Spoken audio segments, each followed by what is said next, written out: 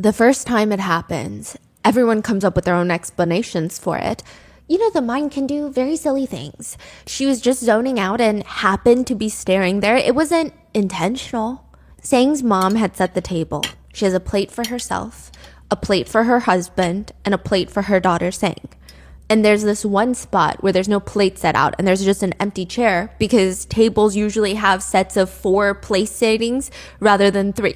Then Sang's mom keeps staring at this empty chair and she's almost smiling towards the chair as if somebody is sitting there sharing this invisible meal with the family. People thought maybe she's just reminiscing of an old fond memory. Sang's dad tells her, you know how your mother is? Don't get too freaked out. She's just been tired with everything that's been going on. That's what the dad would say, but she's not so convinced. The next night at dinner, it happens again, but this time, the mom has even set out a set of plates and utensils for the empty chair, and she's smiling, talking to herself before she turns to her daughter and tells her, don't eat so much. You have to save some food for Nunu. It's like her mom is talking to a ghost, and everyone in the neighborhood is starting to get freaked out by their family. The first few times everybody was understanding, but now it's been months and it is clear Sang's mom has lost her mind. They say she lost her marbles. Sometimes the wind would blow and Sang's mom would sit up in the bed. Her eyes are glazed over. Did you hear that? Did you hear that? Hear what, Mom? It's just the wind. It's okay. No. Nunu is calling me. Nunu is calling me. I've got to go. Did you hear that?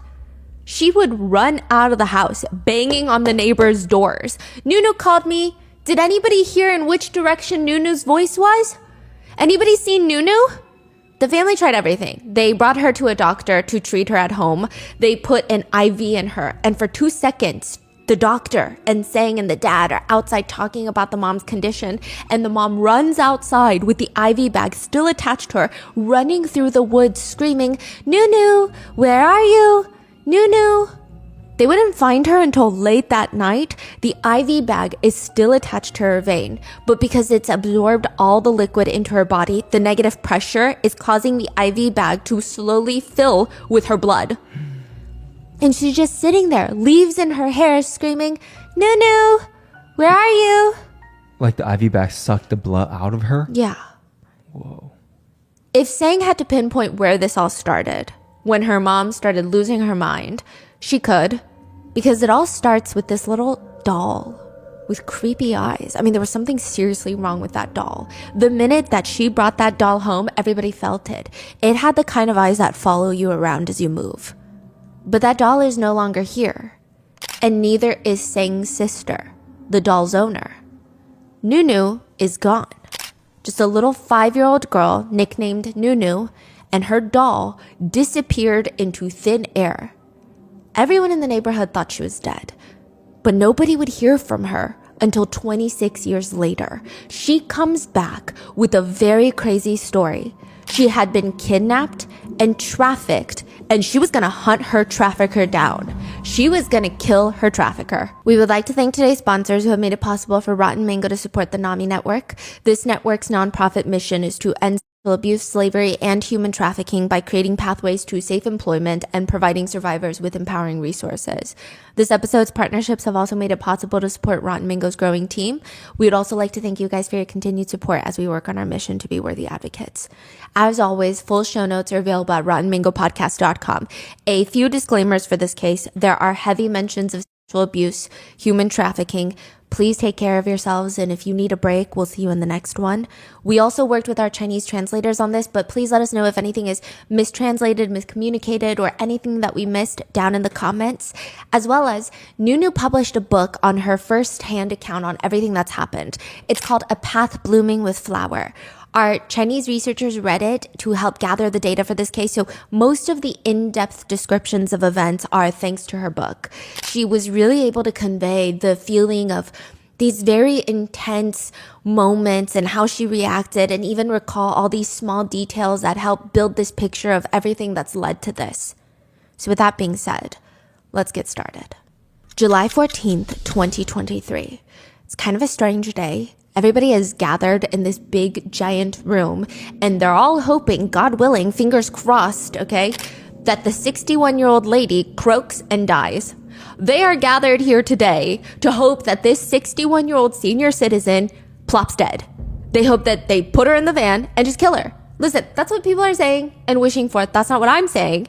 It's just not exactly what you would call normal. But 61-year-old Hua is not normal. She's got this skeletal frame, to put it lightly. She resembles an anatomically correct medical skeleton wearing clothes. Her shoulder bones look like they're gonna break through her thin white shirt. And even though it's summer, she's so old and frail that she just looks cold. If you know nothing about this woman, but you know that this entire room wants her to die, you might think that everybody else is the problem.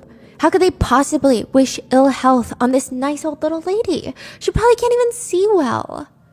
But then, this old lady looks up at the 31-year-old woman on the stand, and there is something about her beady little eyes. Her eyelids are drooping, which is a natural inconvenience that comes with aging. The look that she's giving the 31-year-old woman on the stand, it's a death glare. And then she picks up her hand, points a bony little finger at her, and spits, "You're a liar."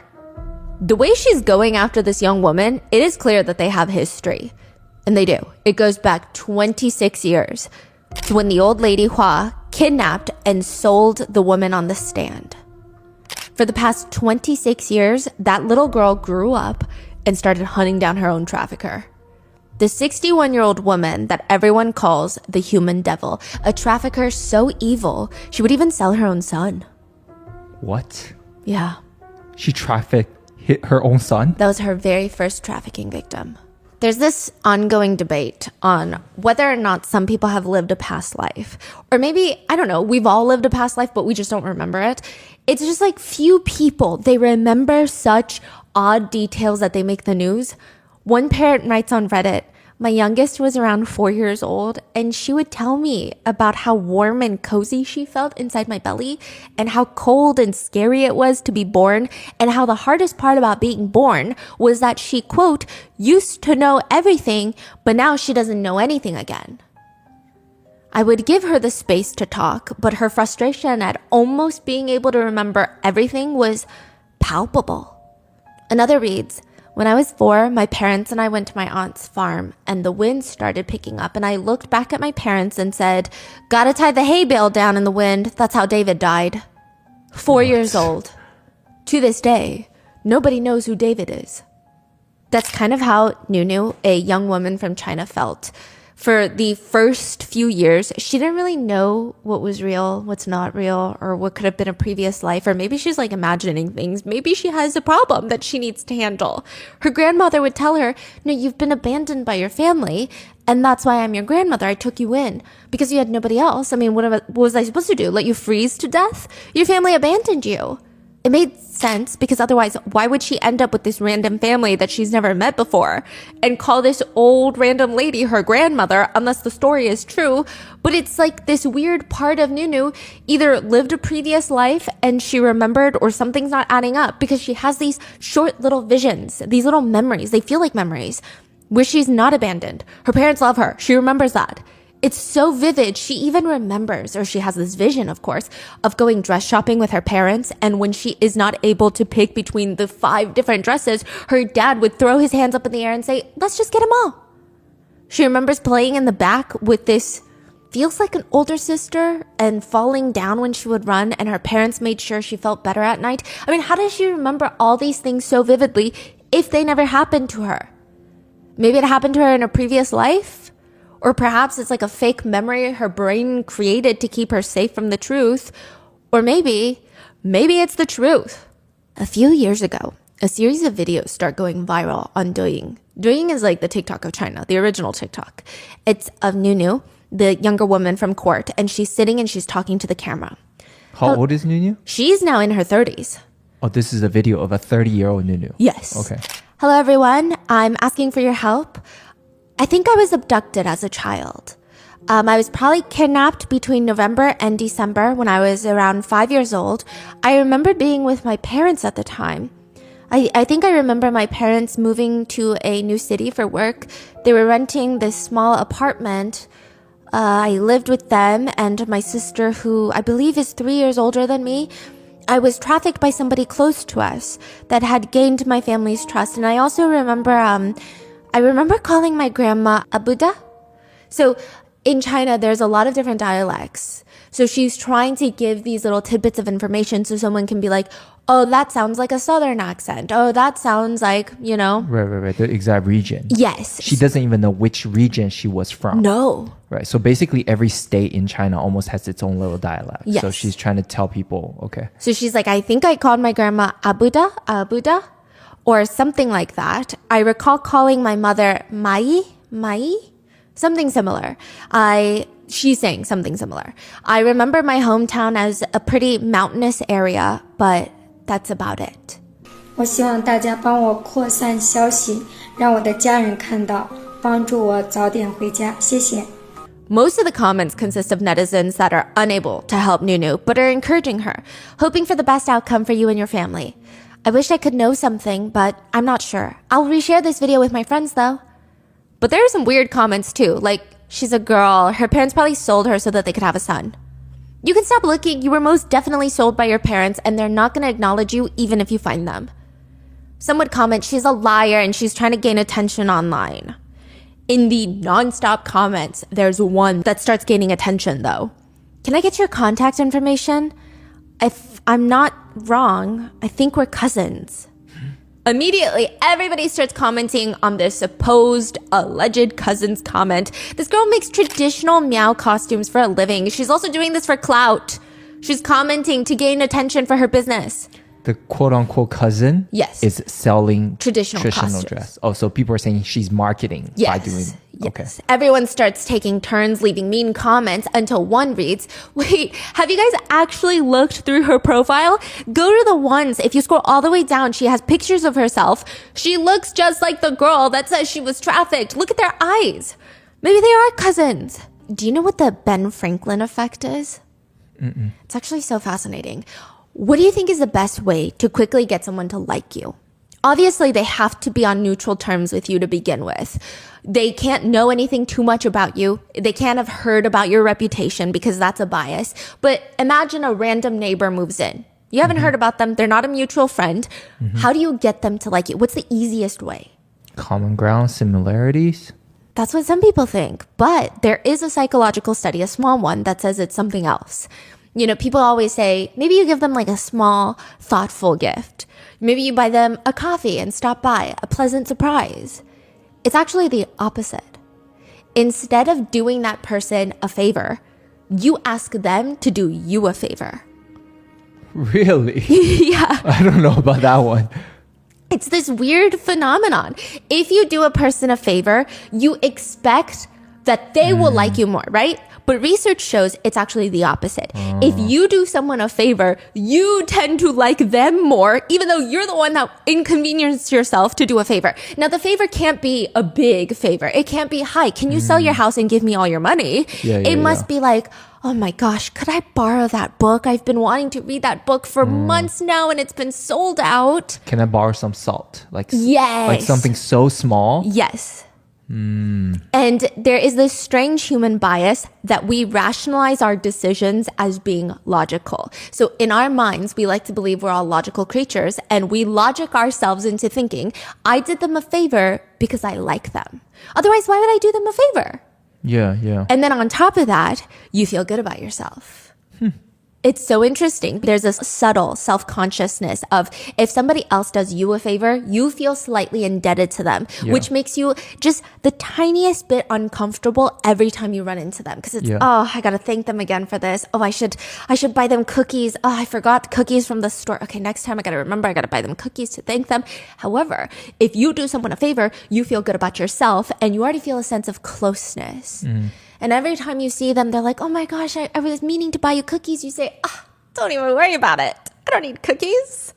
Nunu's family is on the second floor of the apartment building. And it's 5-year-old Nunu, her 8-year-old sister Sang, and her parents. They have new neighbors that just moved in. Now, there's a few ways that this could play out.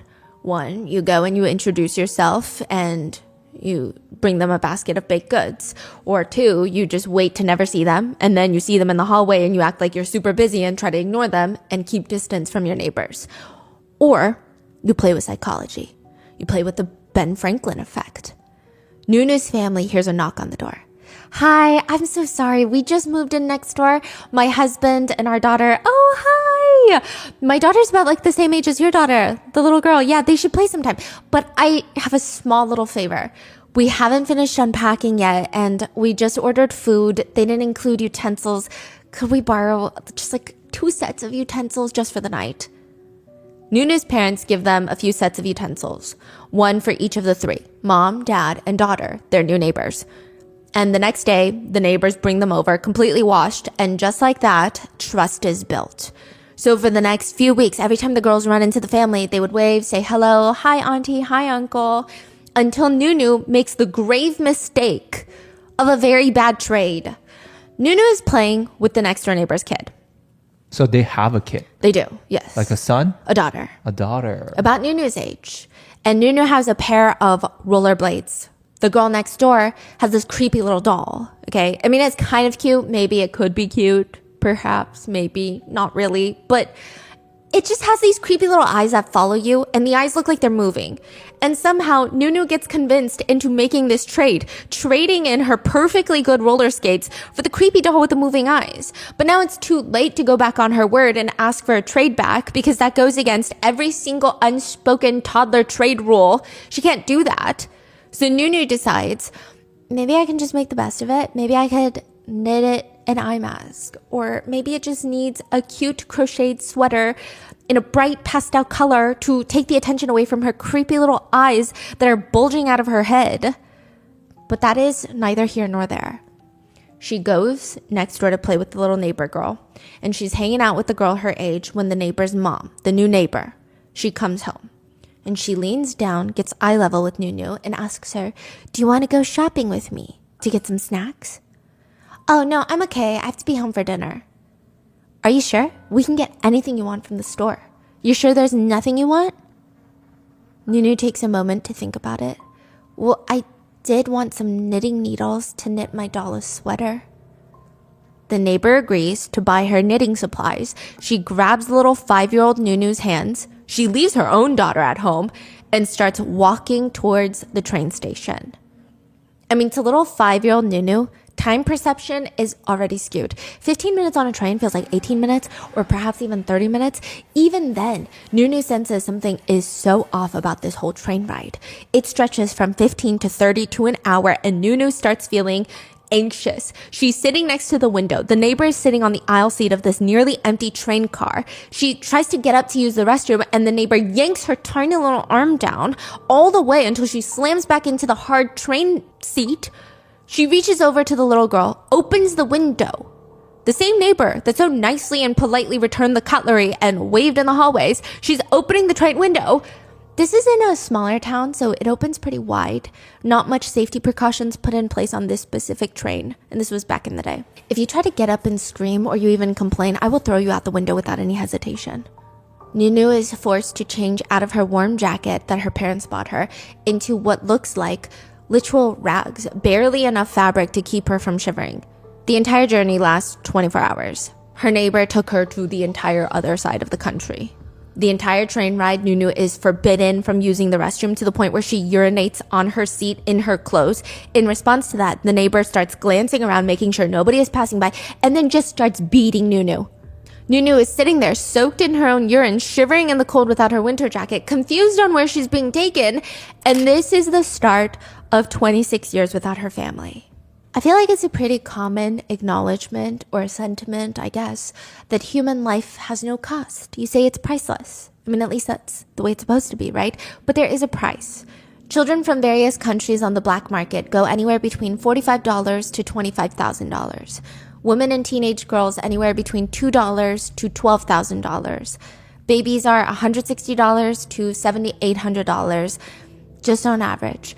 Prices vary depending on country, region, gender, age, and the most depressing, virginity. Also, trafficking is going to fetch much higher prices than, let's say, someone wants to purchase a human for labor trafficking.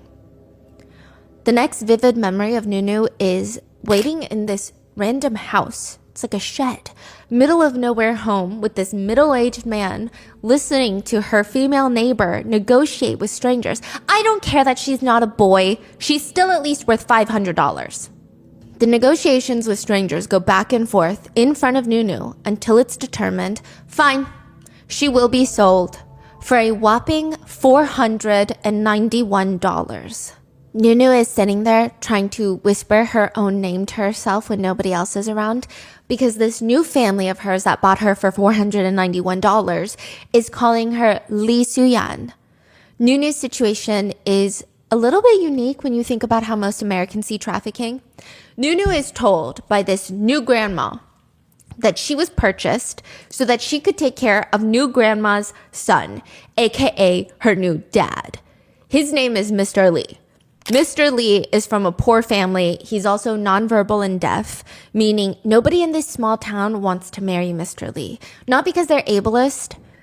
Okay, honestly, maybe a little bit of that too, but also just survival-wise, they can barely keep food on the table. Everybody's starving in this little small town. Marriage is typically the only time someone can gain a little bit more economic standing by combining resources from two different households. Marriage is not necessarily done out of love, but out of survival, which means Mr. Li, Nunu's new dad, may never be able to get married, which means consequentially, he's not going to have children. And Grandma Li cannot have that because if he doesn't have children, when she dies, who's going to take care of him? At least if he has kids, he can burden his kids because of their traditional duty to take care of their parents. They're going to take care of Mr. Li. That's why Grandma Li purchases Nunu for her son. Like a gift, a sick and twisted gift as a daughter so that when Grandma Li passes away, he's going to have someone to take care of him in old age. At least that's what Nunu is told. But everyone else in town, all the kids from school, are telling her something different. You know, your grandmother used your dad's money to buy you. He saved up hundreds of dollars working as the local shoe repairman. Do you know that he saved the money for a future wife? But since your grandmother bought you with it, don't you think that means something? Nunu is so confused what they're trying to imply here. One of her, quote, friends from school just tells her, he's kind of creepy. Your dad? He never says anything, he just stares. Be careful when you sleep. Don't sleep too deep. Nunu still doesn't understand what's being implied here, and eventually they tell her, my mom said that you were bought as a bride for your adoptive father. All the adults are worried that when you sleep, your stepfather is going to enter your room. Nunu still doesn't know what that means. She has no idea what it means to be somebody's bride. But from then on, she starts avoiding Mr. Li. For a few years, she doesn't even get a good night's rest because she's so terrified Mr. Li is going to walk in and do whatever they do to child brides. She's not even old enough to know. Even during summer, she would keep her jacket on, sweating through the night just in case. But Mr. Li actually had different plans. He was very angry at his mom for purchasing this child. He wants to return Nunu to her family. But when he realizes that his mom is never going to listen to him, in his own way, he just tries protecting Nunu. He would see her sad, try to give her food, or sometimes he would sneak her $1, or like 1 renminbi, 1 yuan, and he motions for her to hide it in her shoe so grandmother can't see. Mr. Li never saw Nunu as any sort of child bride. He slowly, in his own twisted way, started to see her as his child. And this is, in its own sick, weird way, the only other person that hated this situation as much as Nunu did. To the point where even after Nunu would leave the family home, they would keep in touch. But now, 26 years after being trafficked, Nunu has a phone number she's supposed to call of somebody that is claiming to be her cousin. It should be very exciting, but it's not that exciting. This is like the 9th cousin reaching out to her this week, which should feel like a family reunion, except none of them were her cousins. Who's to say this isn't another weirdo on the internet trying to gain some sick satisfaction and giving Nunu hope? And she finally makes the call. And the cousin starts explaining what happened in their family to see if things are lining up. My cousin, when she was kidnapped, she told her sister she was going to go buy knitting needles with the neighbor, and then she vanished. Nunu says in that moment, she couldn't even control her hands or her feet. They were just shaking nonstop. I mean, everything is matching up. The descriptions of her home, the family members, everything. I can ask your sister to call you if you'd like, Nunu. Would you like to speak with her? Nunu agrees, and they hang up. And she says that every second from that moment forward feels like eternity. She's anxious. She's sitting on her bed. Her head is buzzing. It's on fire. She's clutching her phone, but also making sure she doesn't accidentally press a button that would reject the call that's coming through. And 5 minutes pass. It feels like 5 orbits around the sun and nothing. And then 15 minutes pass and still nothing. And finally, Nunu can't take it anymore. And she messages the cousin. She's crying at this point on her bed. Please don't lie to me. I've been searching for my family for years. If what you're saying is true, just tell my sister to call me as soon as possible. If this is all some sort of prank or a sick joke, please just tell me. I'm not going to be upset. Just don't lie to me, please. The only response that she gets back from her cousin is, quote, "We would never lie about such things." And then her phone rings. It's her sister. It had been 26 years. Nobody blames Nunu for the incoming interrogation. It is exactly what everybody else would have done. "Sister, do you remember the time we played hide and seek and I fell?" Of course I remember. It was me, you, and our youngest aunt. She was so worried. Who's asking who? Nunu is asking this supposed sister on the phone.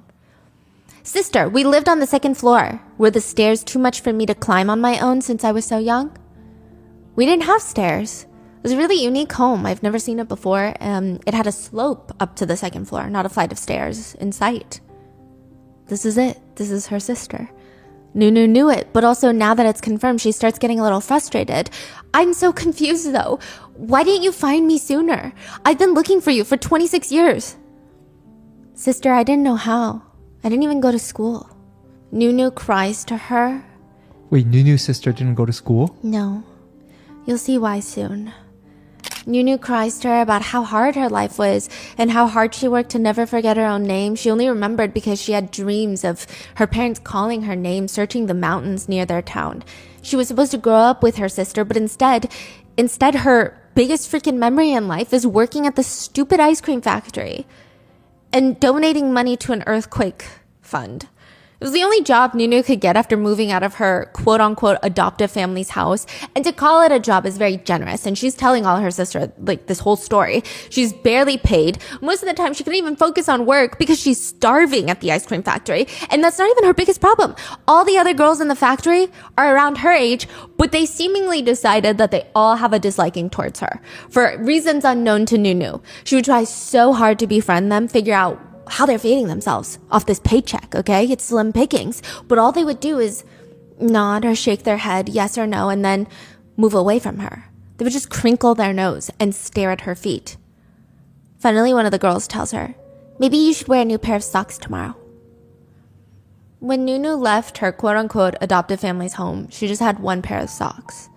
Her socks were naturally sweaty and stinky by the end of the long workday at the factory, but when she washed them at night, she didn't have a heater or a blow dryer or anything. She would hang dry them until the next morning, but they would never fully dry, which means they would be wet.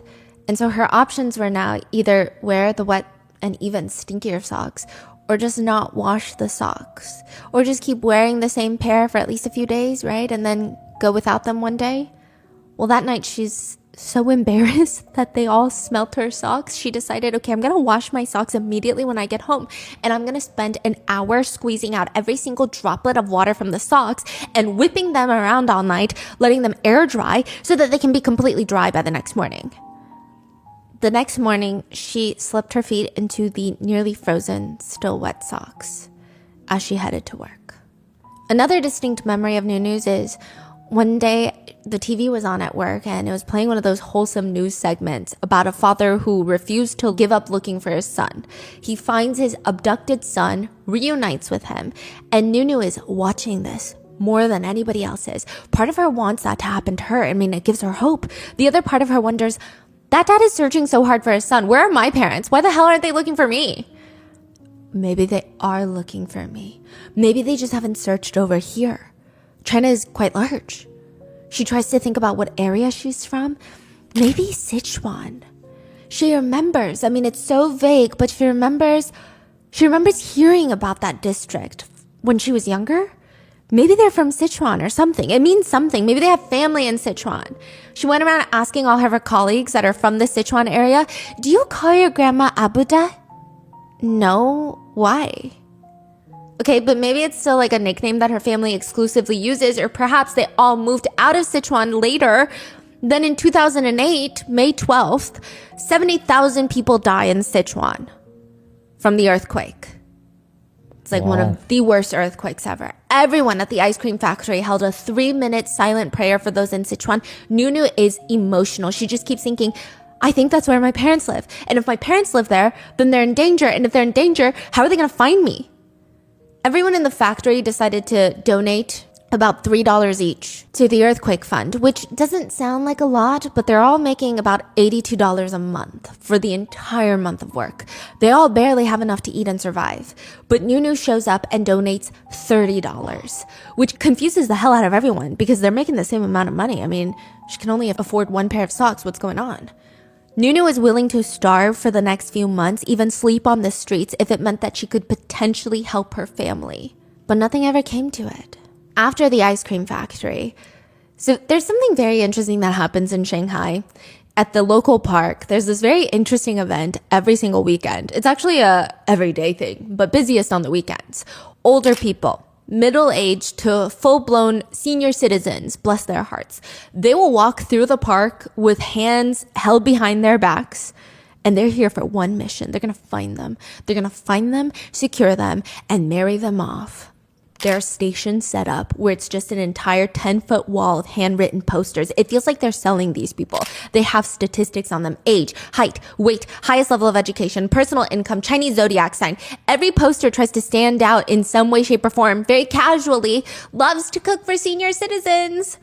There are subzones within the poster. Sometimes it's organized by birth year. This is the weekly Shanghai marriage market, where parents gather to find their adult children a spouse. Now, side note, most of the posters aren't even made by the potential marriage candidates, but rather they're parents who print out these posters and go display them at the marriage market. From what I can see, most young Chinese people think the last people on earth that should help them pick a marriage partner are their parents, but I digress. Some of the parents will even print their unmarried children's statistics onto the sides of their umbrellas as they walk through the park. Their little sunbrellas. If anyone is approved, the parents will ask the potential candidate for their child, how much money do you have saved up? How much money do you make in a year? How many kids do you want? Do you have any health issues? These are very normal first meeting questions.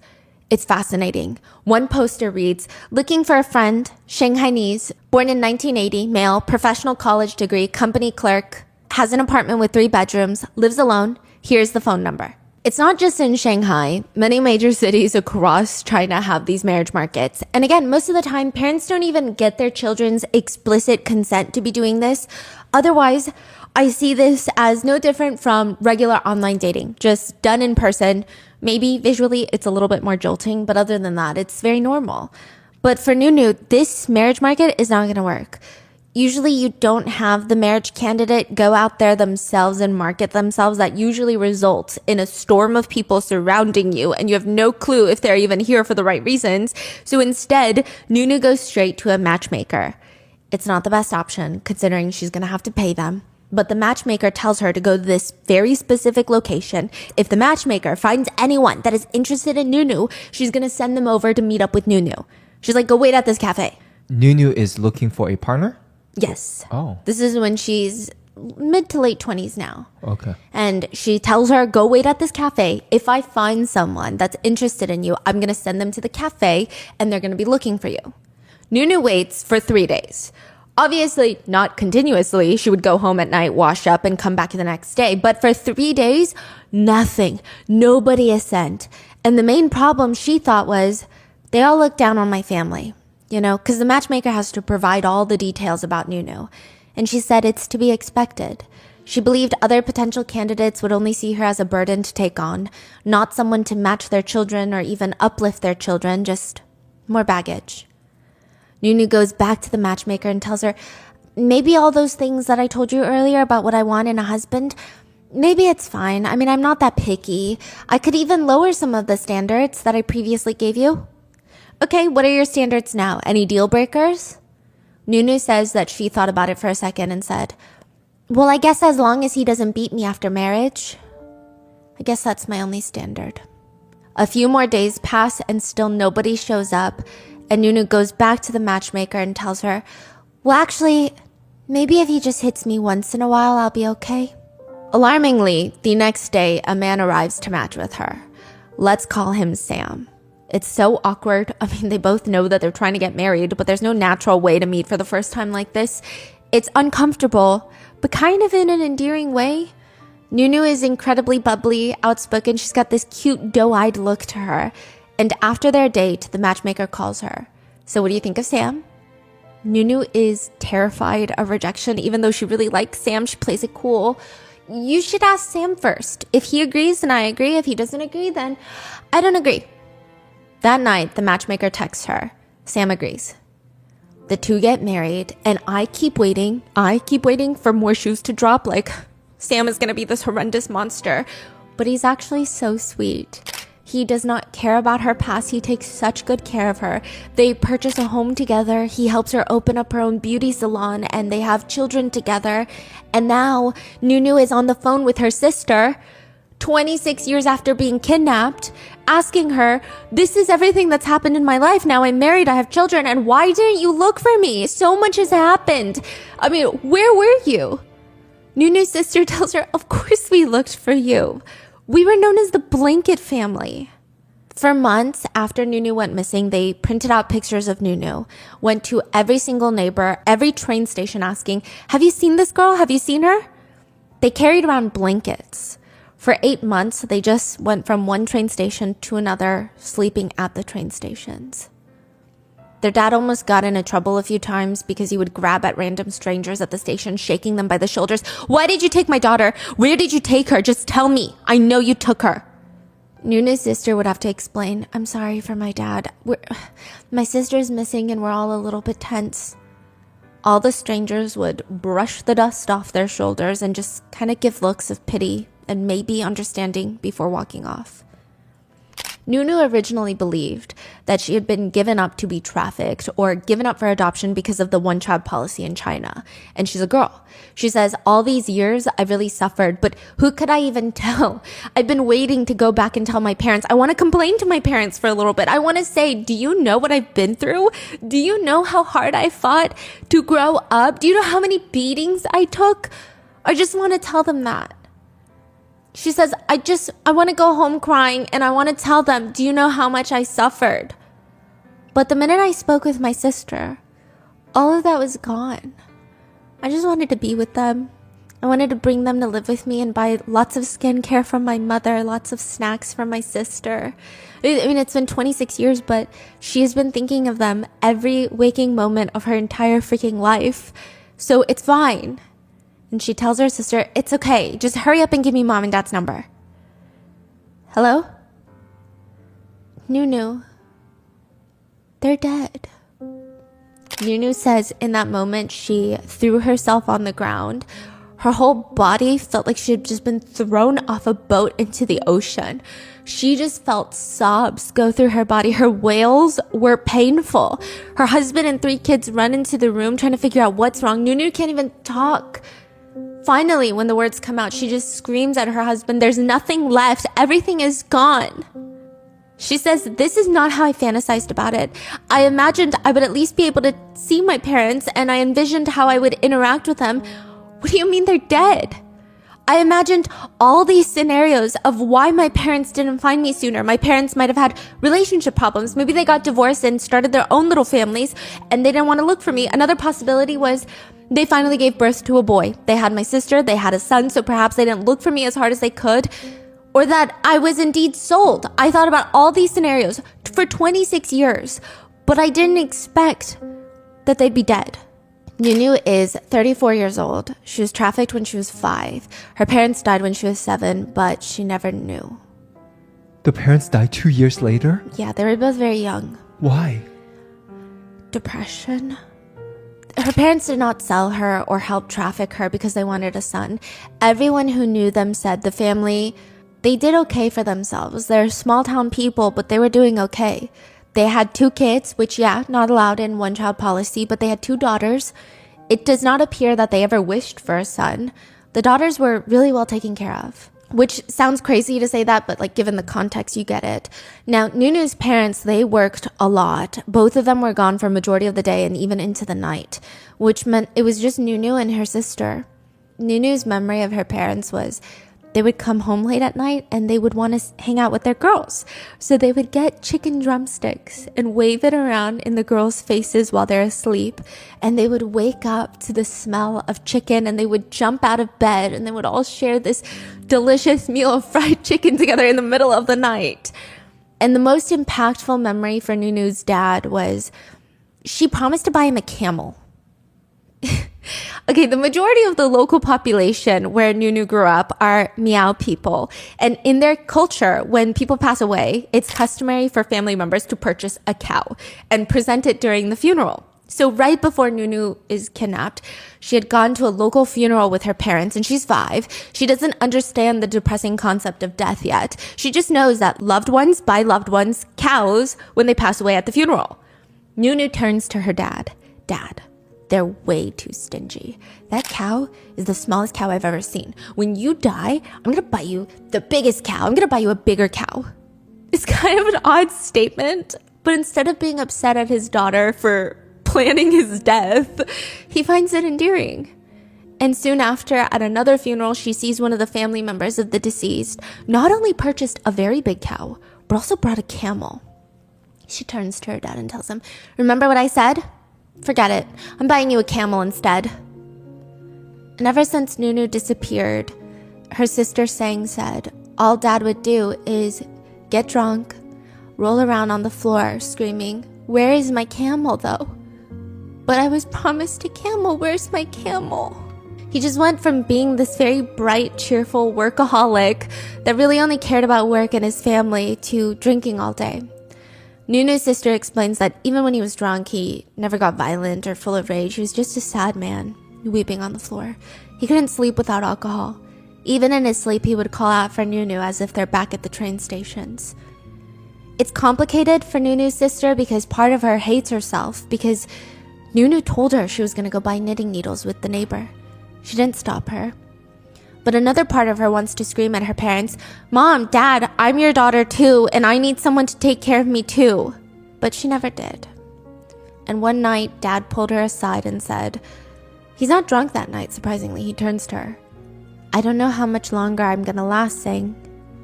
"Dad, what are you saying?" "If one day I'm gone, if your mother remarries, don't follow her. If your stepfather is cruel to you, you're gonna suffer without escape. Don't go. Don't live with your uncle either. He has too many kids and might not be able to take care of you. Stay with your grandmother and your other uncle. He's always been a good person and he'll make sure you never starve." Nunu's sister nods because she can't really talk. But finally she asks him, "Dad, why can't you stay? I will earn money soon and take care of you, and Mom, just hold on a little longer. I can take care of you." He just grabs her hands and says, "We just miss your sister a lot.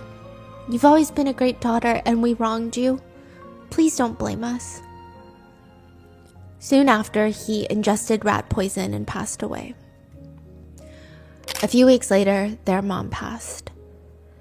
She had been slowly losing her mind for a while now. That night, Nunu decides she's not going to get her parents a cow or a camel.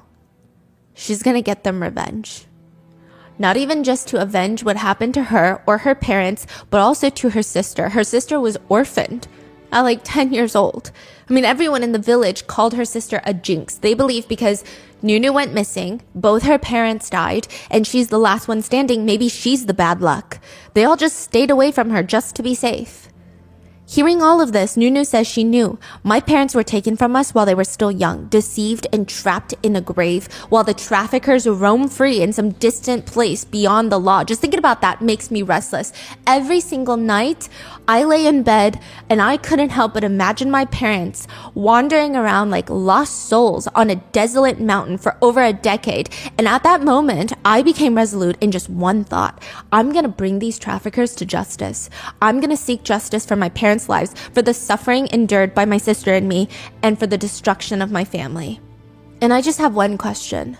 Human traffickers, do you know what you've done? The only way to catch a human trafficker, there's not really a foolproof way. It's very hard to catch them, but I guess the first is to become famous. Nunu had been trying to hunt down her traffickers for years. Nobody listened until she became somewhat famous on Douyin. Suddenly, all the cops wanted to help her. She gained a following. She was reunited with her family. She was making mainstream media news. And now everybody wants justice. And coincidentally, that does make the police much more helpful. They're able to track down the safe house that she was taken to, where they were negotiating with how much she's going to cost. They retraced her steps, found the safe house, and the first person they get to is this old man named Wang. He's the middleman. He's the one that runs the safe house. She begs this man, please, you're already 90 years old. You've lived 60 more years than my parents. You might not even be imprisoned if they arrest you. Can you just do one thing good? Like, do you really want to carry this to your grave? Just give me the name of my trafficker. I don't know if I can tell you. I don't know, okay? And I don't even know where you came from. Hua never told me. I can't find Hua anymore anyway, and it was Hua. Is that the name? Yes, but it's like saying it was Tom. Oh, okay. So just like part of the name. First Yeah, name. it's like it was Kate. And she stops, dead in her tracks. Yu Haiying? He's staring at her. How do you know her full name?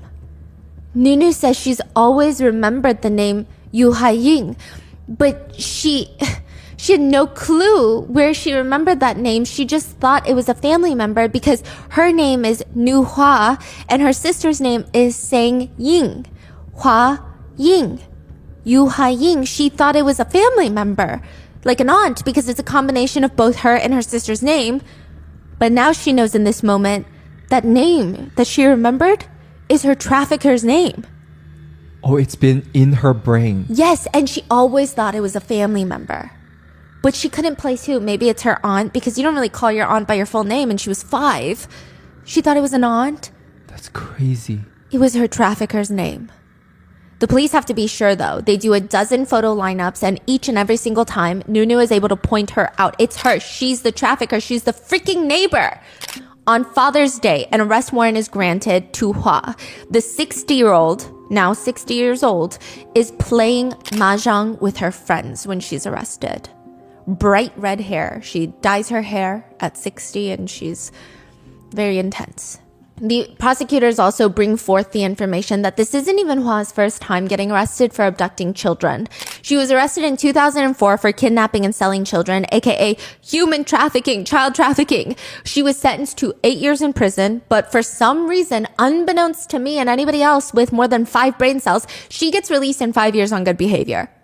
You kidnap children, you sell children, but you've been doing a great job at keeping your cell very clean and tidy. Perhaps you have fully rehabilitated.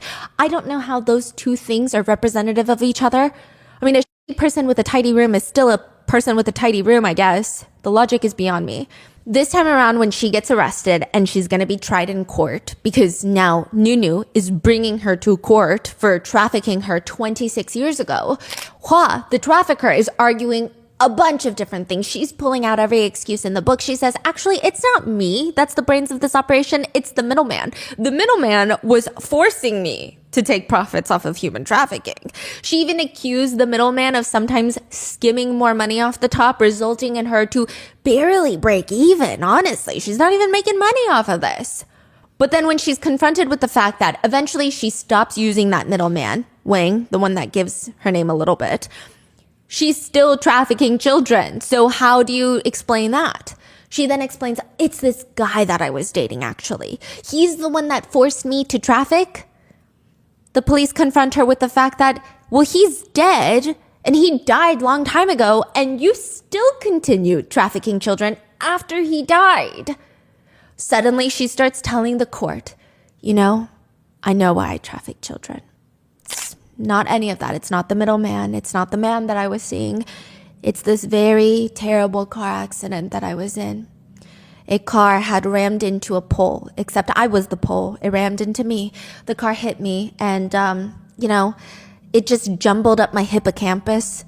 Curiously, it only left Hua with the memories of her doing good deeds, and every bad deed she allegedly committed had been deleted, and she doesn't remember trafficking anyone. It's a very believable story if all of us are idiots. What? Yeah, she tries to argue everything. Then she switches up and says, my life has been full of suffering. She tries to pull a pity card. I'm 60 years old. For 60 years, all I've done is suffer in this life. She even points to Nunu during Nunu's testimonies and screams, she's lying. She's a liar. You're a liar. You were just a child. You can't possibly remember anything that was 26 years ago. Don't make up stories. She also claimed that she never hit any of the children she abducted, which I know sounds moot point because she abducted them, so that should be enough, but it would actually get her more time behind bars if she was also violent with them. The prosecutors grilled her. You're telling me these children, all between the ages of 3 and 6 years old, how could they not cry or resist? What illegal methods did you use to stop them from crying, or did you just hit them into submission? Hua asked the prosecutors, well, if they didn't cry or resist, what do you want me to say? What does that mean? Basically, the prosecutors are saying there is in no world that these children did not cry. And if they cried, how did you get them to stop? You must have hit them. And she said, well, what if they didn't cry? How do you want me to respond? I didn't hit them because they didn't cry. I don't know why she's being a smart ass right now. She has no remorse until the very end.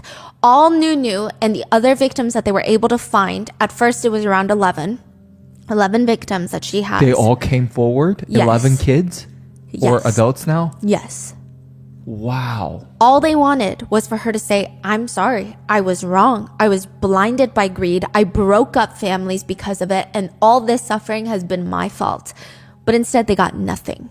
So it sounds like a lot of these came out or was solved because of Douyin, like social media. Yes. So she came forward first, and then it blew up. Everyone tracked this woman, and then all the other victims probably also heard about this news through social media and all of that, and they all came forward. And remembered her. Or some of the parents remembered her. Yeah. Yeah. So there's 2 trials for Hua, one in 2023, one this year. And the first trial, it was 11 children. Now, Nunu is asked to testify at the first trial, and she has to tell the courts how much worse off she is because of what the trafficker did. Now, the first trial in 2023 is entirely draining. Nunu ends up walking into the courtroom one day, and you just hear this giant thud. Everybody goes quiet, and they're staring at her. Because Nunu is on her knees in the middle of the courtroom. She has been testifying. She's been advocating. She's been going on news stations trying to tell everybody what's happened to her, draw attention to this case, because in China previously, child traffickers were getting like 10 years in prison. And she's begging everybody. And now she's on her knees in front of the judges, and she requests, I request the court impose a heavy sentence on Hua. Please. She kneeled in front of the judge? Because she didn't know what else to do. She's so desperate. All Nunu could hear while on her knees in the courtroom were the sounds of her sister sobbing behind her. September 18th, 2023, Hua is sentenced to death. Nunu would go back and kneel down, but this time at her parents' grave. Mom, Dad, I sent the trafficker to jail. She's going to be sentenced to death for the crime of child trafficking. The court said the defendant, Yu Huaying, is sentenced to death for the crime of child trafficking with lifelong deprivation of political rights and confiscation of all personal property. That's what they thought. But Hua had the audacity to demand a retrial, stating that the punishment is way too severe, that it borderlines cruel and unusual punishment, which I assume this is why so many lawyers just want their clients to shut up, because during the retrial, it's uncovered that Hua actually trafficked not 11 children, but 17 children. They found 5 more victims. Hua had sold 15 children in total. 5 of them were siblings. 12 families in total were impacted. She trafficked 5 siblings from one family. Yes. Or like 2, 2, and 3, I believe. Oh. But still, imagine losing not just one child, but all your children at once. Some of the children were even thrown away midway because they couldn't find buyers. So she trafficked them for no reason, didn't even bring them back home. One of the most disturbing revelations is they discovered that Hua's very first victim ever was her own son. She sold him for $700. She did have a daughter as well. That's her very first child. She thought that she could help with trafficking other kids. She said her daughter could help with her trafficking. Yes. That's why she would keep the daughter and then go to neighborhoods. Their MO was they would rent these little rooms for maybe 3 weeks to a month, act like they've moved in permanently. They're getting settled down, make friends with all the neighbors, get the daughter to hang out with little kids, lure them out like she did with Nunu, and then leave. Wow. Her husband and her daughter would meet her in the next location. Were they charged? Were they? They died. The daughter was not, because by the time that she was of age, I think she escaped her parents. But the husband had died by that point.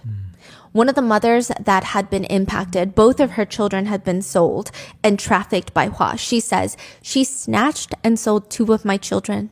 It took me 28 years to find them. A lot of their stories are not as public as Nunu.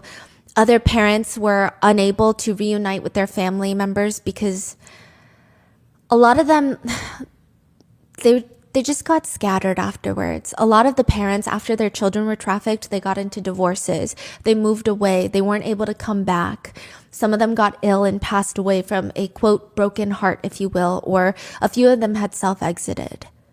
Before the sentencing, Hua, the trafficker, gives another statement. This is the second trial. She's like, I don't deserve the death penalty. I'm going to give another statement. She tries to tug at people's emotions. I don't know, okay? She pulls out a few pieces of paper and just starts reading off her statement. And it's a bland statement. It's just, I was too young at the time and I made mistakes and I only sold my child out of desperation. My financial situation was dire. My husband was irresponsible. He got arrested. He was the main breadwinner. I had no way of surviving while raising this child. That is crazy to say. Yeah. Nunu gives a final victim impact statement for the judge to take into consideration. She's wearing all black. She says very loudly for the entire court to hear every single word clearly. She's talking directly to her trafficker. You say you only completed the 2nd grade and you didn't know better, but you have 3 pages of notes that you read off and not a single word was misread. Because of your actions, my quote-unquote adoptive family stopped me from going to school by the 6th grade. And my sister only completed the 4th grade. To this day, my sister still can't recognize most words. The trafficker can take out her own paper and clearly read out her own appeal. The trafficker caused all of this single-handedly. Hua tries to argue that she was young. She was 30 years old when she kidnapped me. She said she was too young to understand the consequences of what that would have done. She was over 30 years old when she kidnapped me, but she still thinks that's too young? My mom was 32 when she died. She was already lying in her grave when Hua kidnapped me. She was already older than my dead mother. What Hua did to us directly caused my mother to go insane after she lost me. My father became an alcoholic. They asked everyone, do you know where Nunu is? Why is it that in all of Hua's words, it's all about how tough her life was, and she did all of this because of money? Our suffering was caused by Hua. She could have had a happy life. Her life struggles were not caused by us. She says she had a difficult life, but my sister went to work at a factory when she was 13. I went to go work at an ice cream factory when I was 14. Do you know how hard our lives were? But we never once thought about breaking the law or trafficking children. She says she sold her son because she couldn't afford to raise him, but she was working at the time at a noodle shop earning money. She just wasn't satisfied. She could have put him up for adoption, so why sell him for money? She saw it as an easy way to make profit, much quicker than working hard. So she began kidnapping children to sell. And now after all of this, she repents. She turns to Hua. You stand here in court confident, while I, someone who's only asking for justice, I'm shaking with anxiety. All the parents in the audience who have been searching for their children for years are crying, and yet you don't show a single sign of concern. From start to finish, you've only been focused on how to defend yourself and deny your crimes, with not a shred of remorse. I demand justice for my family and all the families of the victims present here.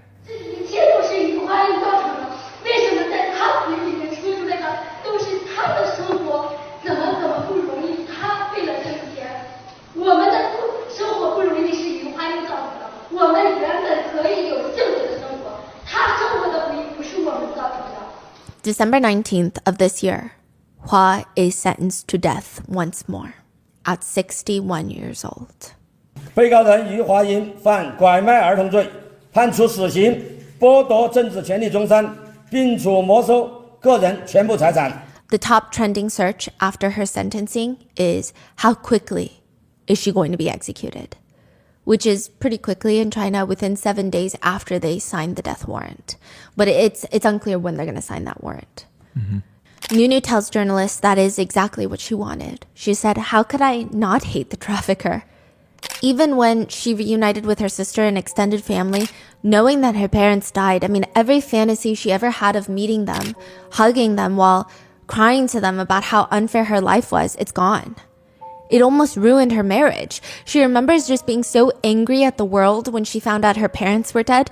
Every single night she had insomnia. Her husband tried everything to help her. He would take these nightly runs with her to tire her out before bed, but nothing would work. She's surviving on 1 to 2 hours of sleep a night. She would stay up just crying to herself, and then she would look to her side and her husband is asleep.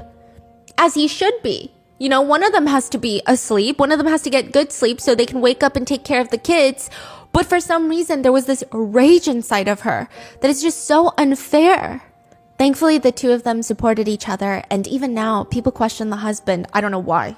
It's a weird question, but they ask, if you knew about your wife's past sooner, would you still have married her?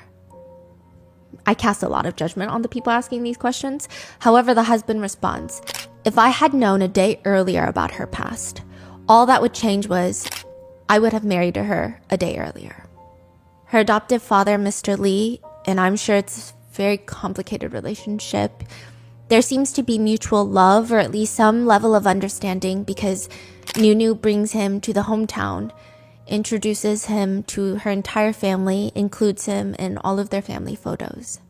So with the clear verdict set, Nunu feels like she can move on with her life.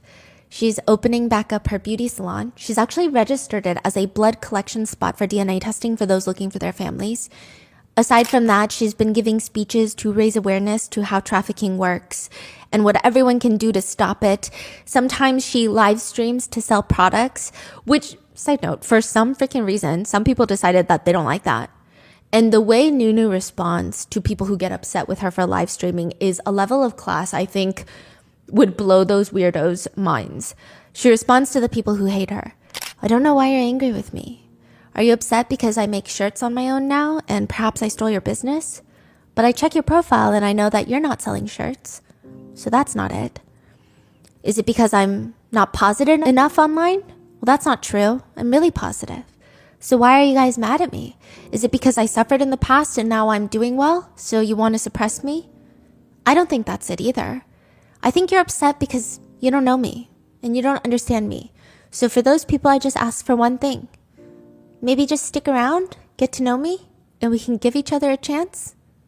Side note, she's not even making an easy living. She takes her live streams incredibly seriously, which everybody should, but she refuses to even use the restroom, even take a sip of water during a 7-hour live streaming session because she doesn't want her viewers to think she's not taking it seriously by taking restroom breaks. And it's also a bit of a bad habit. Ever since her kidnapping, because a lot of people think it's from the PTSD of urinating on herself in the train. She contracts a lot of UTIs because she refuses to use the restroom. She just has a thing about it. And so now whenever family members check on her, they don't say, get some rest. They don't say, take care of yourself. They always scold her, don't hold in your pee, okay? Wow. And the last page in her book reads, when I was lonely and helpless as a child, I wished for a big family with faces similar to mine around me. That wish has come true. And it's a picture of her and Mr. Lee and her entire family from back home. And that is the case of what has happened to Nunu.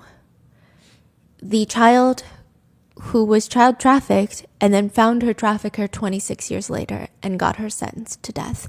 It's a very big, it's known as a monumentous case in China right now because, like I mentioned before, typically a lot of child traffickers would get 5, 10, 20 years max. And now this is really a harsh punishment, I guess, in retrospect. What are your thoughts? Leave it in the comments and please be safe. I'll see you in the next one.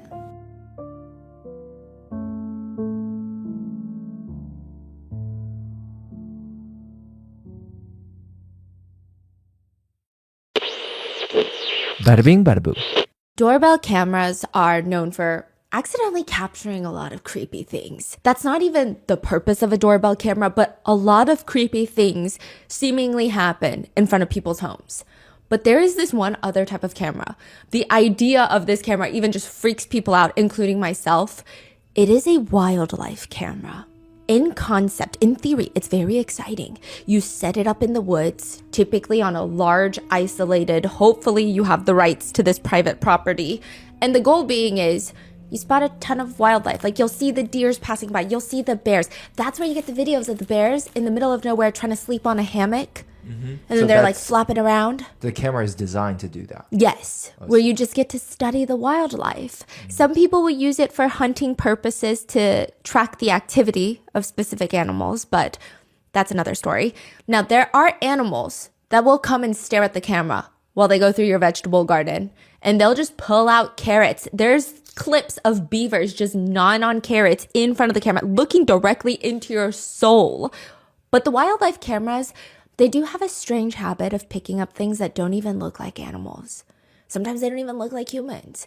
A lot of people say they're just weird shadows. Or one wildlife camera owner even reports seeing this weird creature holding a dead coyote by the throat.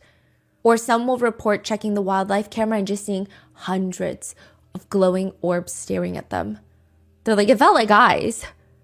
But September of 2021, one of the creepiest clips from a wildlife camera starts going viral. It is a motion-activated game camera in the middle of the woods, and this gets alerted of motion and starts recording at 6 a.m. There's a shadow of movement coming from the left corner, and that movement comes slowly towards the center. It's a man. Why are we freaking out about a man? He's wearing a white shirt, black pants, he's carrying a backpack. He looks like a hiker. Why is this that creepy when there's giant wolves allegedly hiding out in the woods?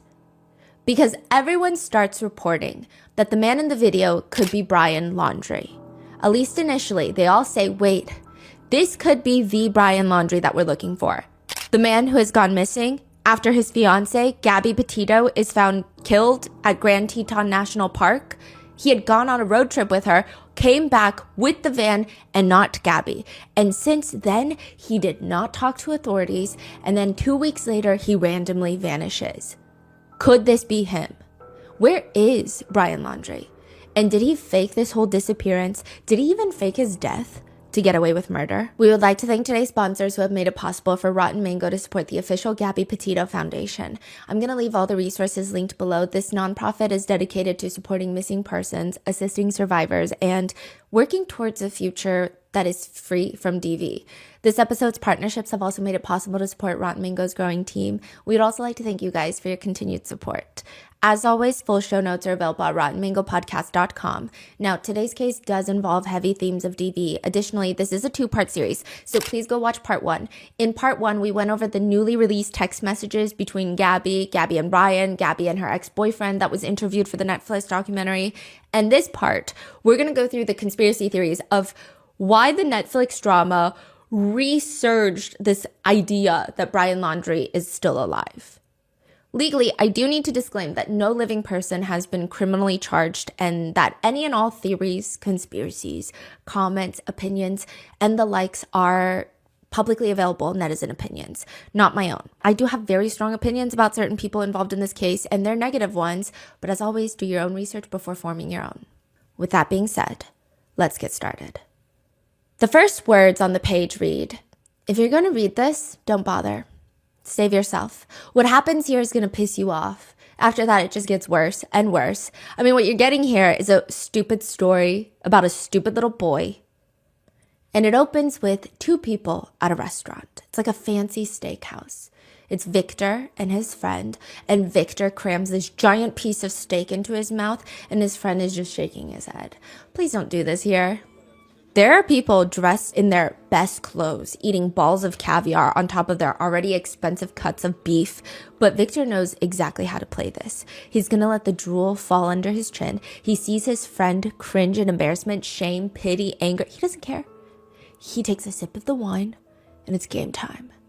He waits until the steak is so clogged in his throat that he can't even breathe. And that's when it all snaps. He falls out from his chair. His eyes are rolling back, all on cue. The only one not alarmed or impressed by Victor is his friend. But Victor thinks this works every single time. It has yet to fail him. This is what pays for his mom's hospital bills. He says, quote, I'm here to create heroes, put people to the test. Somebody saves your life, they're going to love you forever. It's like you're their child now. They call you on the phone to find out if you're feeling okay, to see if maybe you need some cheering up or some cash. You gain power by pretending to be weak.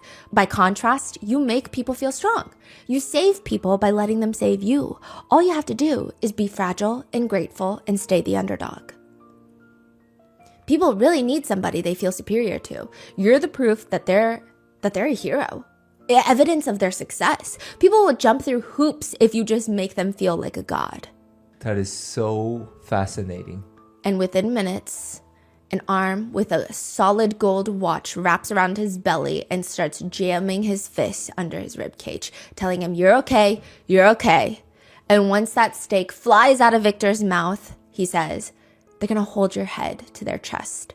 They're gonna rock you, saying, everybody get back, make some room now, the show is over. And already, you're their child. You belong to them.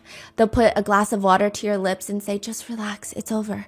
For years to come, this person's going to call you. They're going to write you. You're going to get cards and maybe a check here and there for your birthday. This person will be so proud of you because you make them so proud of themselves. Don't hold anything back. This is going to be the best story of somebody's life. This is the story of Choke by Chuck Palahniuk. A man who pretends to choke at restaurants to make a living so that he can pay for his mother's Alzheimer's care bills, which he has a very complicated relationship with his mom. And it is also one of Brian Laundrie's favorite books. And the internet started trying to find connections between Brian Laundrie and the book because, I guess mainly due in part the fact that Brian Laundrie had strangled Gabby Petito. So a lot of people, without reading the book, they were trying to overanalyze the name of the book. Chuck Palahniuk writes a lot of kind of twisted stories. And one interesting quote from the book reads, I just want one person I can rescue. And I want one person who needs me, who can't live without me. I want to be a hero, but not just one time. What I want to be is needed. What I need to be is indispensable to somebody. Who I need is somebody that will eat up all my free time, my ego, my attention, someone addicted to me, a mutual addiction. And maybe that's what Brian Laundrie wanted from Gabby. Brian is obsessed with Chuck Palahniuk. He writes, and I'm not saying this as like, oh, what is Chuck Palahniuk doing? That's wrong. I don't know his like personal affiliations or his like political views or anything like that. But just if you judge just his artwork, there's nothing particularly alarming. It is gruesome. There's lots of trigger warnings for each one of his books. And Chuck Palahniuk writes thriller books. They're more horror, I would say. He did Fight Club. That's how most people know Chuck Palahniuk, but he's got some like crazy other stories. But Fight Club is what he's mainly known for. Brian writes on his Instagram, though, reading is different from any other consumption of media. It takes more effort than staring at a screen half alive. It allows you to use your brain rather than melt it. And there is no author more stimulating to me than Chuck Palahniuk. Some quotes that he liked include from Fight Club. Only after disaster can we be resurrected.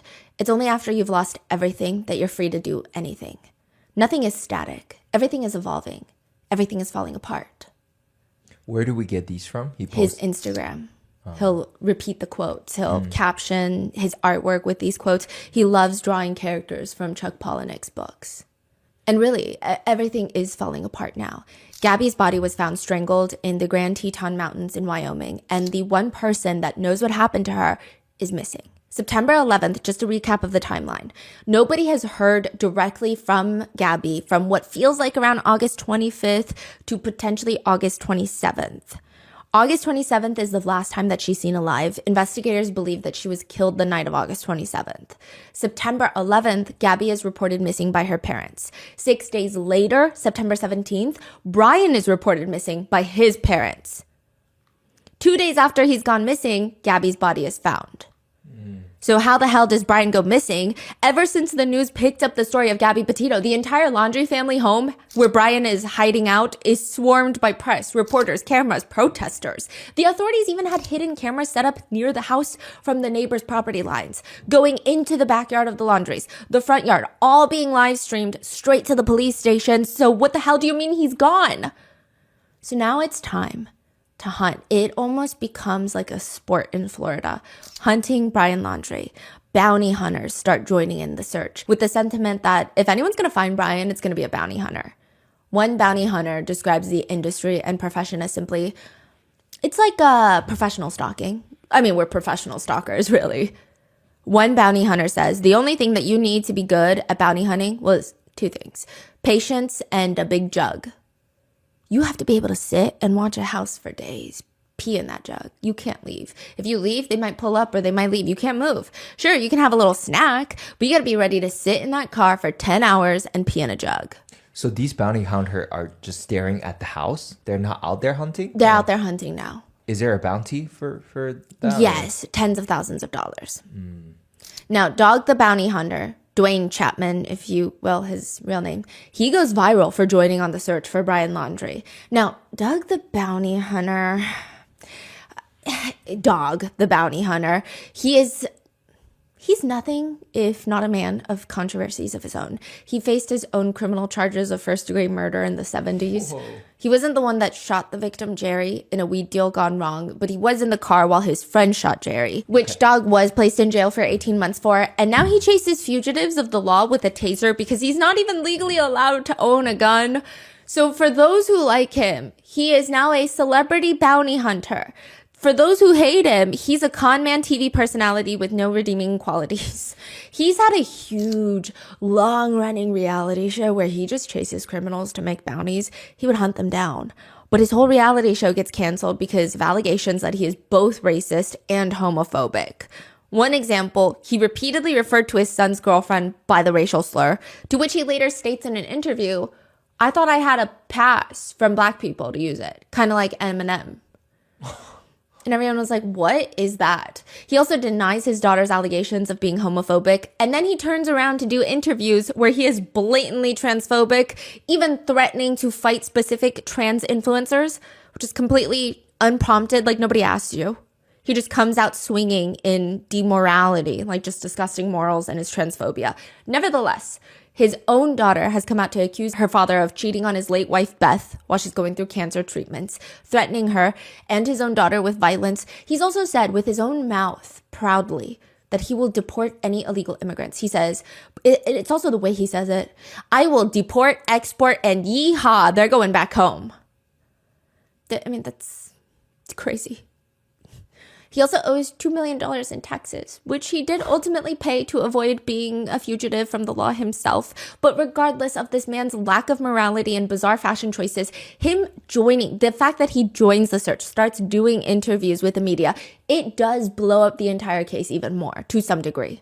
He even goes to the Laundrie home knocking on the door. He says, I carry a reputation with me. See me every night on Pluto TV.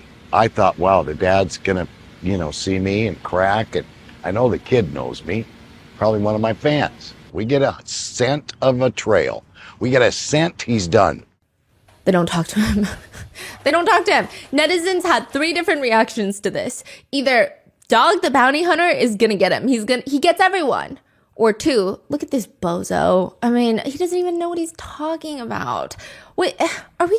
Seriously, with some people joking, if Dog finds this guy before the FBI, I don't think any of us should ever pay federal taxes anymore. Because that's how bad he is. And 3, the more popular reaction, forget Dog the Bounty Hunter, forget everybody. The only people who know where Brian is are his parents. But above all those extenuating circumstances, Dog is out there recording himself in the Florida swamps searching for Brian Laundrie. By the way, this is supposed to be his honeymoon. He comes back from his honeymoon early. And then he promptly sprains his ankle while searching for Brian Laundrie, so he's got to sit one out. It's like a mess. It's a dirty mess. Okay, he sits one out while the rest of the team continues without him, but that does not stop Brian's attorney from releasing a statement to the Post that says, dusty relics like that dog need a tragic situation like this so they can clear the cobwebs off their names and give the publicity-hungry egos some food. The dog snaps back. It's ironic that Mr. Bertolino, the Laundrie's family attorney, would criticize the people trying to find Brian Laundrie, unless perhaps he doesn't want him to be found. The problem with the search for Brian Laundrie is he goes missing at Carlton's Reserve in Florida. That is about 25,000 acres of wood and just pure swamps at this point. It's about 1.5 times the size of Manhattan. Wow. There's 2 words to describe the last place that Brian was found or was seen.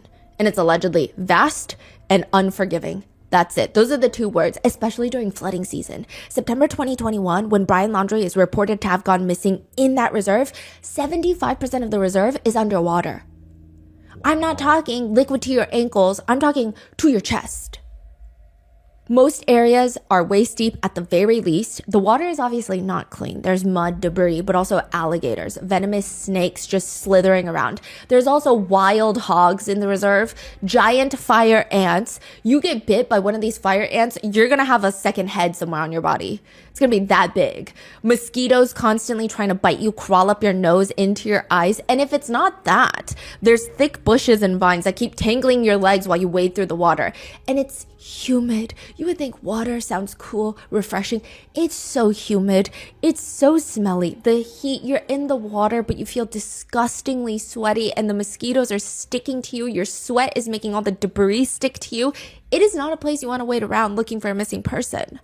So this is what the parents said Brian is missing at, Yes. right? Why would he be there, first of all? They said that he went to clear his head for a hike and then never came back. Now, making the search even trickier, the grounds have served previously as indigenous resting sites. And the tricky part of that is to the cadaver dogs, the scent of death is the scent of death. They're going to start alerting to graves from the past. It would be very difficult to bring in like a cadaver dog to a cemetery. It's just not going to work as well, which is why some people started bringing in adrenaline dogs. They are dogs that are not trained off the scent of death, or even tracking dogs that are trained off of like, here, smell Stephanie's sweater, go find Stephanie in the woods. They are trained off of the very specific scent that humans have. We give off a scent apparently. If our bodies are under stress or adrenaline, the way we breathe, anytime we sweat, it has a very specific scent. I did not know that. There are some dogs that are trained to just chase that scent. It's very difficult though, because you will have investigators who are probably feeling those things as well. Probably not as strongly. I don't know how the discrepancy is there, but some people were bringing in adrenaline-seeking dogs that are looking for those stress-related biomarkers that they're trained to detect. So it's great in theory, but pretty much all the dogs deployed in this search are just getting attacked by alligators.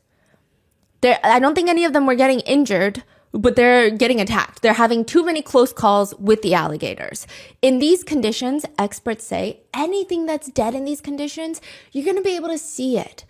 Usually, you're going to see a swarm of flies in the area. But because everything is wet, it's hard. People are bringing in adrenaline dogs, cadaver dogs. The FBI's come in and thermal imagery is being used. Helicopters are flying up top. Giant boats are being used. ATVs. There's swamp boats. These are like 15-foot tall giant wheels with a little platform on top. They're just called swamp buggies. They're just to get you through the swamps. They're searching 40 square miles, and it's reportedly costing $1.5 million of taxpayer money, close to about, reportedly, $200,000 a day, searching for Brian Laundrie in what feels like an endless abyss of swamps, wading through water, trying not to run into alligators. All because what? Brian's parents tell the FBI? Yeah, I think that's where he is. How can we even be sure? With one netizen commenting, so his parents call police after he's missing for 2 days, won't talk to the police about someone else's child that's missing for 2 weeks, and we're just going to go with it? Another points out, I am incensed that we spent $1.5 million on a tip from the Laundrie parents. I would never have even listened to their tips. Especially because the Laundries are freaking shady. Nothing about what the parents say about Brian going missing make any sense at all. They say he walks out of the house September 13th, 2021. He leaves his phone. He drives his silver Mustang to go on a hike. He doesn't come home. 2 days later, Brian's parents go to the Carlton Reserve and they see his silver Mustang parked. They see like a little note on top that's like, hey, we're going to tow your car. So what do? They drive the car home. That's crazy. If my son went missing without a phone, I don't have kids, but I'm assuming if anyone I loved went missing without a phone, I would at least leave the car. Because I'm like, at least if you can get to the car, that's one way to contact someone or do something. Like, to take the car away is also strange. So they take the car away, bring it home, And then eventually, they casually just tell the FBI, my beloved baby boy, my baby son, is missing. With some wondering, okay, are we looking for a dead guy in the swamps, or is he alive and running in the swamps? Everybody has been debating about that. Can he even survive in these conditions if he really is in the reserve? Brian likes to think of himself as a little survivalist, but the Carlton Reserve is not optimal for survival in any way. Firstly, the flooding, which great, you're thinking so much water, right? But if you drink that water without disinfecting it within hours, you're going to be crawled up feeling weaker than a kitten, having both ends just projectile squirting all sorts of liquids. And because you're so frail, you can't even move. And then the sun is going to set, the mosquitoes come out, and they're going to eat you alive. They're going to tear through your flesh. And what about the alligators? What are they going to do? Some people say it's not even the alligators. The real problem are honestly the venomous snakes and the wild pigs. Wild pigs are particularly very aggressive, and they're enthusiastic scavengers. There's also black bears, panthers, and if you're not fighting an actual animal, there's flesh-eating bacteria that thrive in these types of flooded waters. With one wilderness expert stating, there's no surviving out here. It's totally underwater. I don't know how to say, I don't see anybody can make it out here for 10 days, 5 days. There's no water supply, no fresh springs. There's no stores available unless you go 12 miles either direction. Just no possible way. The mosquitoes will carry you off the first night. Many netizens think, yeah, that's why he's not there. Writing, so the cops are just looking in the area that was suggested to them by his parents? It sounds like a misdirection. One former U.S. Marshal says, I personally think that he could be anywhere right now. It doesn't matter. Mexico, he could be boat sitting off the coast of Cuba. It doesn't matter. He's going to mess up. He's going to make a mistake. I would run as fast and as far as I could too if I were him. So how did they have so many cameras and people around his house and let him get away like that? Or even just leave the house without tracking him? I thought everyone's like hunting him. This is the most infuriating part. Obviously, protesters take time away. Yeah. You know, there's no protester that's sitting out there 24 hours a day. Yeah. A lot of the news reporters, they're not there 24 hours a day. Yeah. It seems like there's high points of traffic for them. And then the police are supposed to be technically watching Brian Laundrie. Or at least that's what all the netizens assumed. That's what people assumed, right? However, the police later come up with this really sordid excuse where they say, we thought we saw Brian go back into that house. Turns out it was his mom wearing a baseball hat. Now, mind you, Brian is like a tall, skinny dude. Roberta Laundrie is a little bit rounder. I mean, she definitely has more of a frame that is reminiscent of a mother, a middle-aged mother. And also, Brian Laundrie is bald and has a beard. So, I don't know if it makes it better or worse, their excuse. They're like, we thought we saw him go back into the house after a hike, but it actually turned out to be his mom. So I'm sorry, you guys. Yeah, that's what they say. There's all this discourse of where is he? Maybe he's in the Appalachian Trail. Maybe he's somewhere else. Maybe he's in Mexico. But one interesting thing to note is Gabby's dad points out, we couldn't find Gabby. What did we do to find Gabby? I mean, we did everything to find Gabby. We talked to everyone. We got on as many cameras as we could. What are they doing to find Brian? They called the cops. They haven't done anything since. I haven't seen them on any TV shows. Why do you think that is? They don't want to find him. Yeah. That's the two speculations. Either they already know where he is, or two, they don't want him to be found. Maybe it's both. There are certain pieces of evidence in this case that have been released that help us see the dynamic between Gabby and Brian a bit better. I will say that Gabby and Brian were both avid journalers. And it's very interesting, and I don't know if this is me just looking too into it. I think sometimes when you read people's journals, especially in cases like this, you have certain people where it does feel like they're writing for a third party. And then you have people who look like the writing feels very natural and just kind of sporadic, and it seems like they're writing for themselves to clear their minds. It feels like Gabby is that. Brian's journal, a lot of it feels like he's writing for a reader. Like he wants someone to read it, or maybe he has this weird suspicion that someone will come across it and read it. It's just not the same. But Gabby, she was a bit more positive with her art and writing. She would draw things and write phrases like, be open-minded, stay in drugs, eat your school, don't do vegetables. So it's like she's trying to make a play on these words, right? In her notebook, it seems like she genuinely tried to use it as a way to express herself. In one drawing, there's a girl sitting there with her eyes crossed out and the words censored over her mouth. She writes, "I'm sorry I let you down." In another journal entry, she writes, "I feel bad I'm always on my phone. I should give Brian more attention. He loves me so much. I don't deserve it, and I'm lucky that he sticks with me." In another one, though, she writes, "I feel like I'm walking on eggshells." Meanwhile, Brian's Pinterest account is liking pictures of a dog with the words, "The opposite of lost. Don't try to find me. I have finally escaped my master's wicked clutches. To the others I say, join me. Bite the hand that feeds you." Or he's liking Chuck Palahniuk's Fight Club quotes. It just seems like Gabby is putting in work for the relationship. She's trying to work on herself, and he's just trying to be like a Pinterest boy. In a letter released by the FBI from Gabby to Brian, it reads, "Brian, you know how much I love you, and I'm writing this with love. Just please stop crying and calling me names because we're a team and I'm here with you. I'm always going to have your back. Sorry I got upset over a dumb piece of paper, but I just wanted to do that with you. Yes, I can be a child sometimes, I know, but it's because you give me this energy and I love you too much. Like so much it hurts. So your pain is killing me. I'm not trying to be negative, but I'm frustrated that there's nothing more that I can do." It seems like she's trying to help him.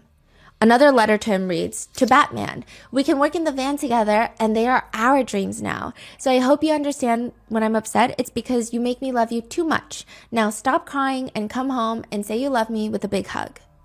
Meanwhile, Brian is busy ranting about his home life. One journal entry reads, "No one's doing anything but eating in silence and hiding from each other. I can't stay because if we decide to stay, nothing will change. No weight will be lifted. I have no options because I'm a ghost, a shell. I never had a home or a family."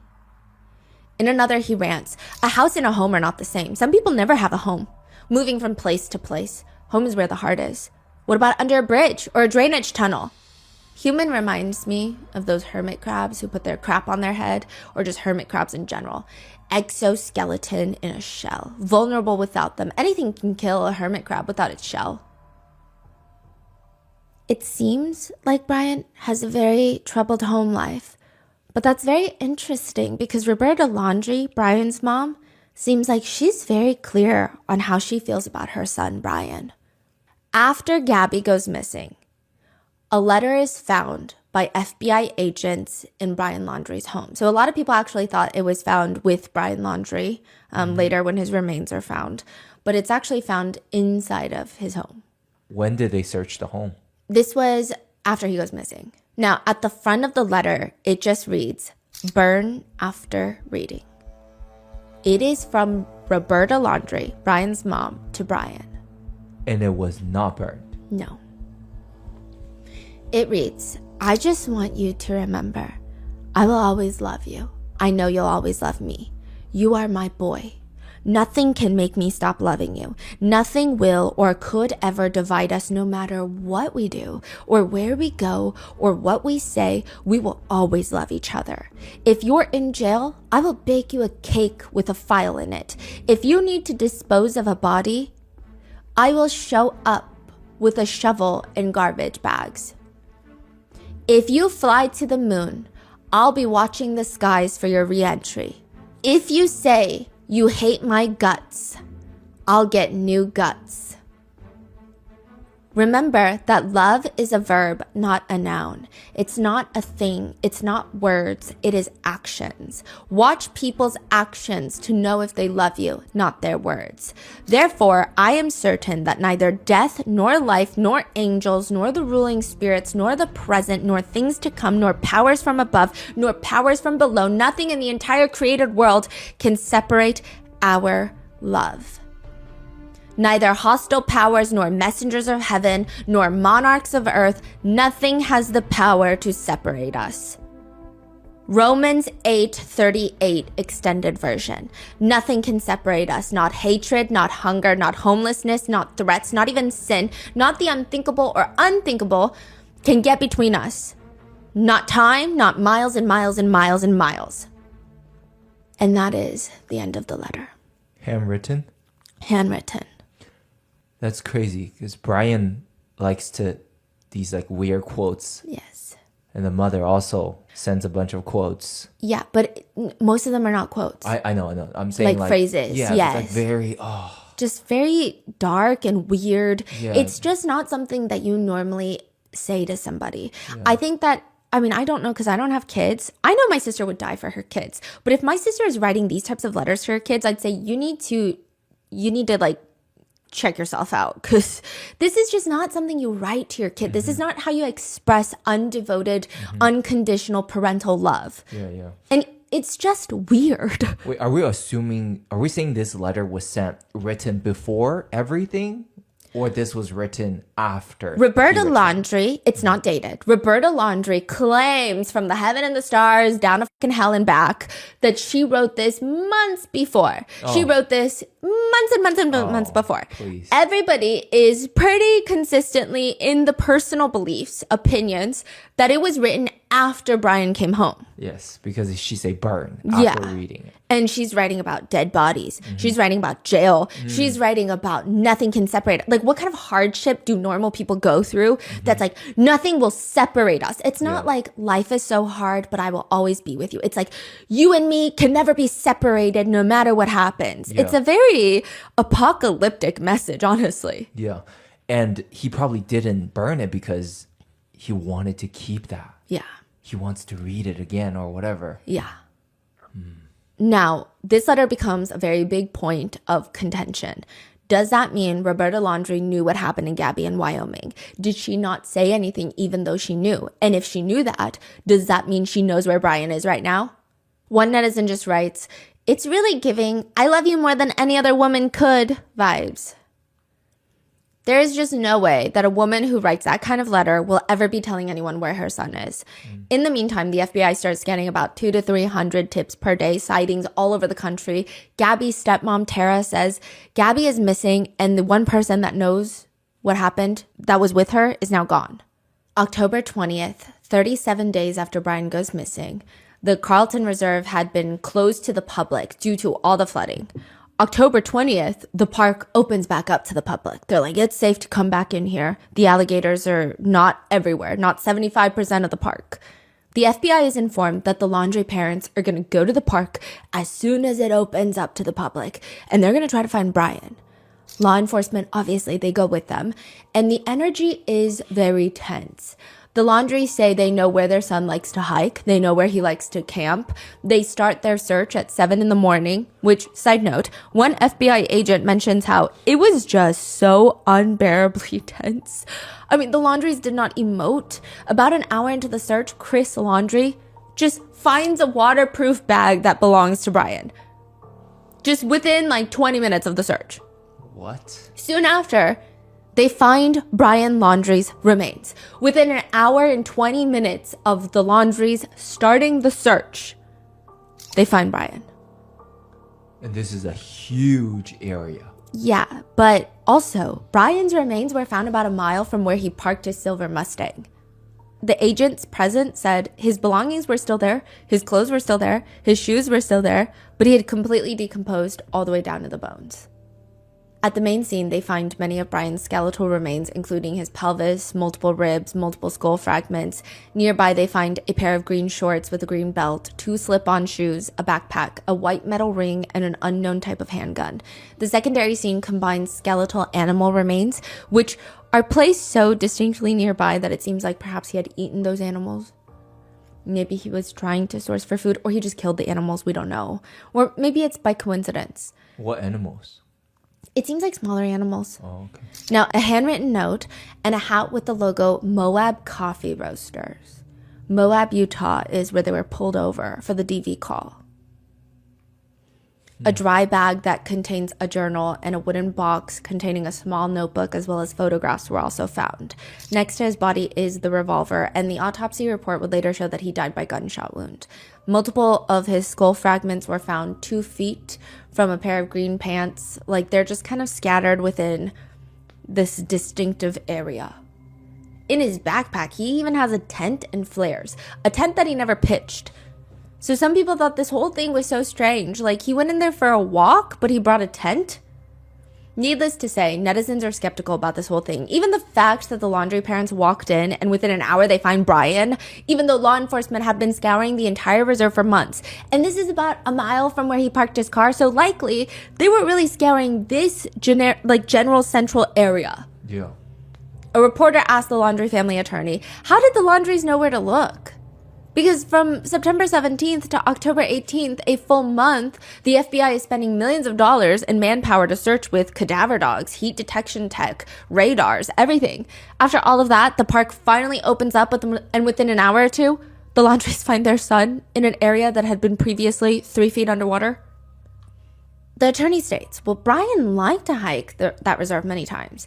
Chris has hiked with him several occasions as well. I mean, they kind of knew his favorite spots. We had told law enforcement from the beginning where Brian would most likely be in the areas of the park, but I guess they didn't look well. But the one thing of interest that was found near Brian Laundrie is a letter. Some people call it his confession, but it's more of like a bullshit story. It's also very interestingly a hero's tale. Wait, a handwritten letter? Yes. Was intact? It was like in a dry bag, and it looks like one of those waterproof journals. That is so bizarre. Written on the journal, it reads, and this is condensed in part, but Gabby, I wish I was right at your side. I wish I could be talking to you right now. I'd be going through every memory we've made, getting even more excited for the future. I can't live without you. I've lost every day we could have spent together, every holiday. I loved you more than anything. I can't bear to look at all your photos, to recall great times, because it is why I cannot go on. When I close my eyes, I will think of laying on the roof of the van, falling asleep to the sight of a meteor shower at the Crystal Geyser. I will always love you. I am sorry to everyone that this will affect. Gabby was the love of my life, but I know adored by many. I'm so very sorry to her family because I love them. My best of friends, I am sorry to my family. This is a shock to them as well as a terrible grief. They loved as much, if not more than me. A new daughter to my mother, an aunt to my nephews. Please do not make this harder for them.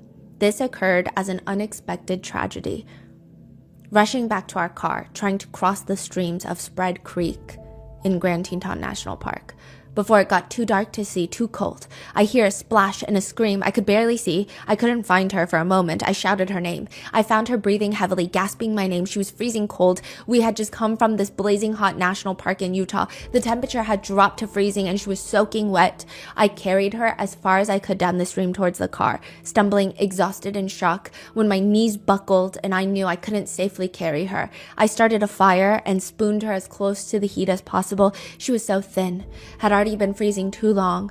I couldn't at the time realize that I should have started a fire first, but I just wanted her out of the cold back to the car.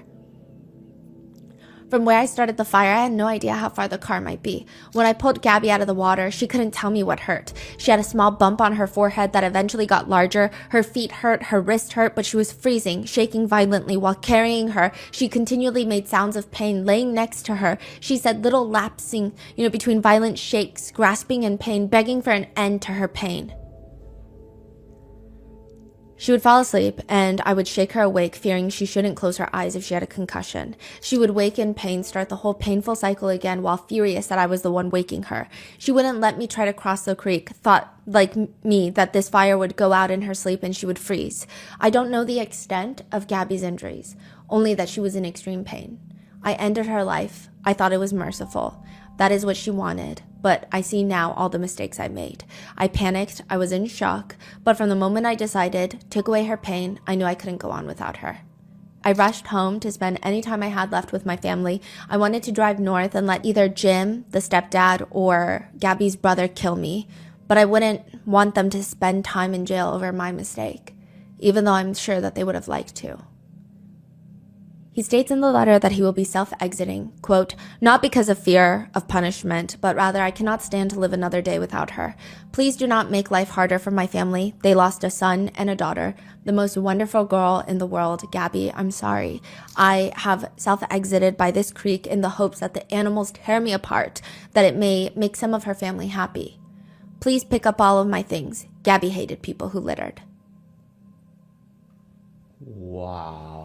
I don't think we even have to go in depth on all the ways that this doesn't make sense.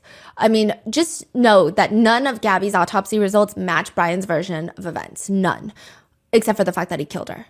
One netizen writes, she complains when I try to get back to the van for help. Well, I guess the only logical thing to do is strangle her to death. Like, what kind of even narrative is this? One netizen points out that fellow van lifers, hikers, and visitors have always had cell service in that area that she was found. He could have easily called someone for help.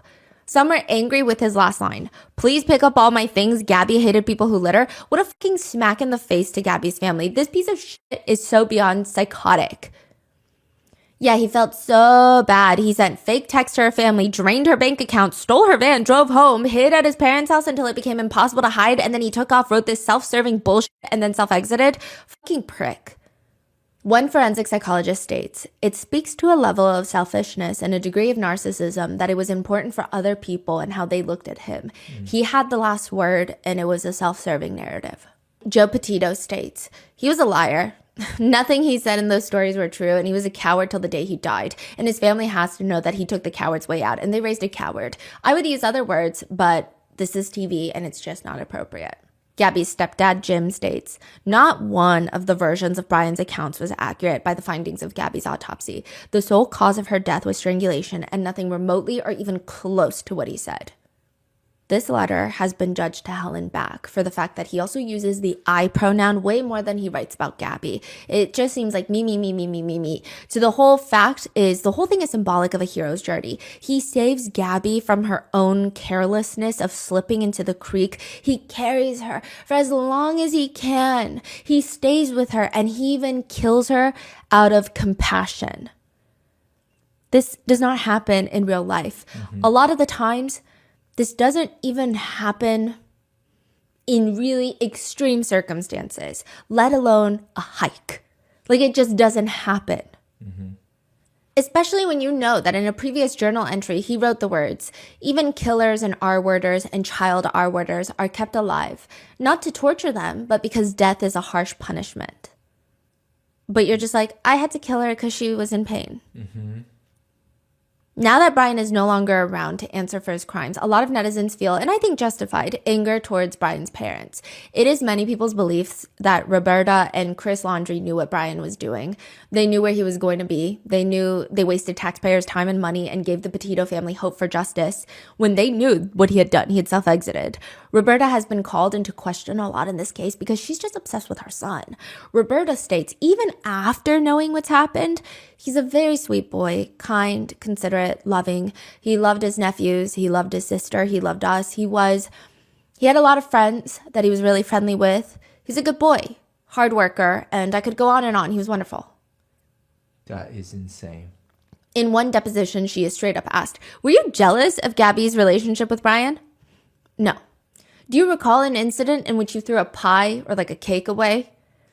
I didn't remember it until you mentioned it yesterday. So she's in the deposition, and I didn't throw the pie away. It was a silly, and my feelings got hurt over a comment on the pie, and I did apologize to Gabrielle because I think my feelings were hurt and I was sulky, but I thought it was all forgotten and we were fine after that. But I was a little sulky that night, and the next day everything was fine. I'd forgotten about it until it came up yesterday, but I really thought nothing of it, and I thought she thought nothing of it too.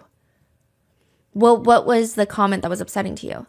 I don't remember if it was much of a comment so much. It was, I had made dinner and I had made this pie, and I was excited about my pie and to present it on the table.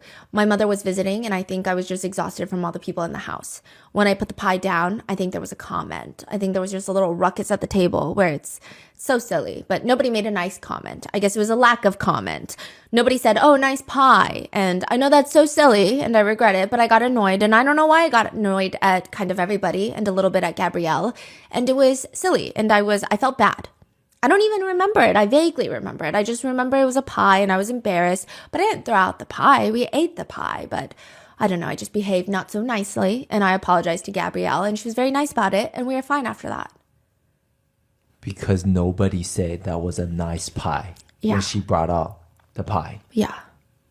She would say things like, I wish my kids would stay little, but things were changing. He's growing up. He's taking a trip I wasn't thrilled about, and it was just difficult. In the deposition, she is asked, you would love your son no matter what, including murder? Roberta responds, well, I didn't say including murder, but I would always love my boy, no matter what. Nothing, including murder, would make you stop loving him, correct? Oh, I would always love him. A lot of netizens think that this sets the tone for Brian, where he might feel like, hey, maybe it's not just my mom. Maybe every single woman and romantic partner or anyone in my life really should give me their unconditional, undying love, no matter what I do.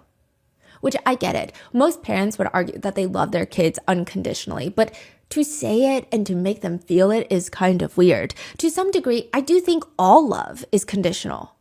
I just can't imagine if someone I loved killed another person because of narcissism, jealousy, and DV and just like violent rage. I think that love would shift very drastically. I mean, maybe it's because I don't have kids, but I would even go as far to say, I just don't think that I could love that person anymore. I might feel responsible for them, but how do you love them still? To Roberta Laundrie, it looks like Brian could never do any wrong. But nobody can be convicted just for being unlikable and disgusting. In order for the Laundrie parents to be charged with anything, it would have to be proven that they knew Brian Laundrie killed Gabby Petito and that they took deliberate actions to assist him in evading law enforcement. That's pretty much the letter of the law. According to Roberta Laundrie's deposition, the week that Brian comes home mysteriously with the van but without Gabby, and the Laundries coincidentally pay a $25,000 retainer for an attorney, they also, that same week, take him to get a new phone. She is asked, why did he need a new phone? He didn't say. Later, she's asked about if she still has text messages between her and Brian, and she says, no, because when he bought a new phone, I answered his new number, and it automatically erased all the old texts. I've never seen that happen in my life. Wait, what exactly she said happened? I've had multiple new phone numbers, Yeah. okay? She said he got a new phone. She started texting that new number, and it erased all the old text messages. It doesn't even make sense. Oh. She's saying that I was texting my son's old number, Yeah. and now I'm texting my son's new number, so that all the old text messages are gone. It's just a new text Yeah, thread. it's just a new number. It's a new person Yeah. to your phone. Yeah. Yeah, that's dumb. It's very dumb. But wouldn't you be able to dig that up too? Like, just Yes, but this is a deposition in a civil trial between I the see. Petito family and the Laundrie family. I think there's only so much that can be entered into discovery without getting a criminal case involved. Yeah, I see. So she says, no, because when I bought a new phone, I answered his new number and it automatically erased all the old texts. I didn't know it was going to do that. I didn't realize. Did you try to recover those old text messages? No, I didn't even know that you could or how to go about that. Even later, when she is asked about the series of phone calls Brian made to his parents soon after Gabby Petito was likely dead, and soon afterwards, the Laundrie parents called the attorney and put down a $25,000 retainer, Roberta states she has no recollection of those calls, but it was probably just them catching up. But when she gets repeatedly confronted with the fact that you immediately called Stephen Bertolino, your family attorney, right after, she said, no, I thought I called Brian. I don't know. Not even a moment later, she says, well, Chris, my husband, Brian's dad, told me Brian said Gabby was gone. And he told me that Brian wanted him to call a lawyer. I think that's when Chris was telling me what Brian said. Gabby's gone and please call a lawyer. Okay, so if Gabby's gone, please call a lawyer. Doesn't that say to you that she's dead? I don't know what to think. I don't remember if it crossed my mind or if I was just so nervous. I just thought he was in some kind of trouble. I don't know. What other possible explanation could there be for she's gone, please call an attorney? A lot of things ran through my head. Possibly they got in a fight and, maybe she's going to press charges against him or something. I don't know. Did you ask? Well, I didn't call Brian back after that. I don't know if we talked again that day. Your son's upset. Your husband he says Gabby is gone, call a lawyer. You call a lawyer and you never call your son back immediately to say, what's going on? What's happening? There is another 22-minute phone call, which she is asked about from her phone at around 11 p.m. that night with Brian. She says, yeah, I remember it was before I was going to bed. I think Chris was already asleep. And I remember he said he was driving home.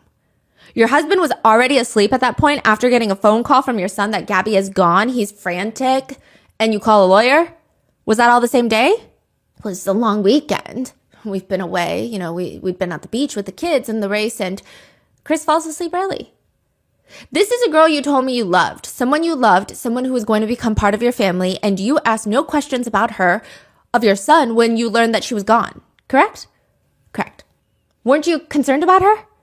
I was, but I think it was my son. I was concerned for my son. I was concerned for her well-being because I cared for her, but my son's driving home and I'm nervous for him.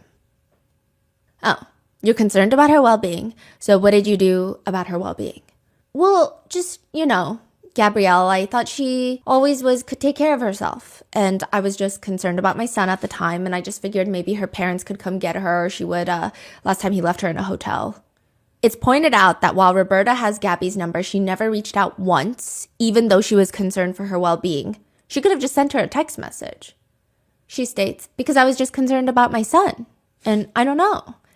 Later, she's asked about what they spoke about when Brian gets home to Florida after this phone call of Gabby's gone, call an attorney, I'm going to start driving back to Florida. And she says, I think by that time, my attorney advised me just not to talk to him about anything. So I just gave him something to eat and we didn't talk about anything. Did you have that natural instinct with Brian to want to speak with your child since he's hurting? Well, not to talk to him and, pump him for questions, but certainly to love him and feed him and hug him and, give him lots of love and keep him safe and close. Everything about the Laundrie's response so far, their behavior, I don't think that it's great. Protesters are outside of private homes, harassing citizens, but I don't think it's unwarranted. I see why it happens, right? I don't know if we can sit here and judge the ethics of it, because then we can just go down a rabbit hole, because what if it happened to somebody else who actually is not a bad person?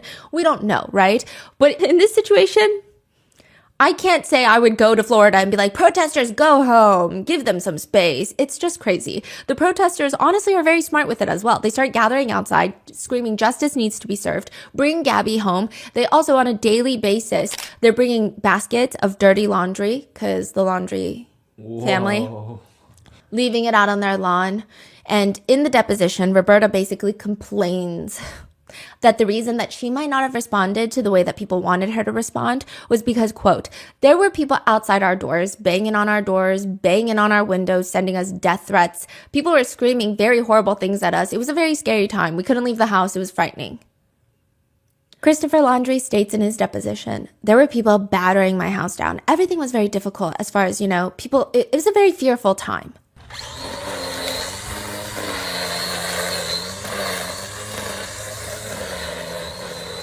Even their attorney states, for the last 4 to 5 weeks, people have been yelling and screaming outside of their home, so they're not exactly willing to come out and say, oh, by the way, all you people who have been yelling at us, here's some information for you. One consistent feeling that a lot of netizens have is the Laundrie family have just never been able to read the room. They are constantly complaining about how hard their lives are, which is why eventually the Petito family will sue them for intentional infliction of emotional distress.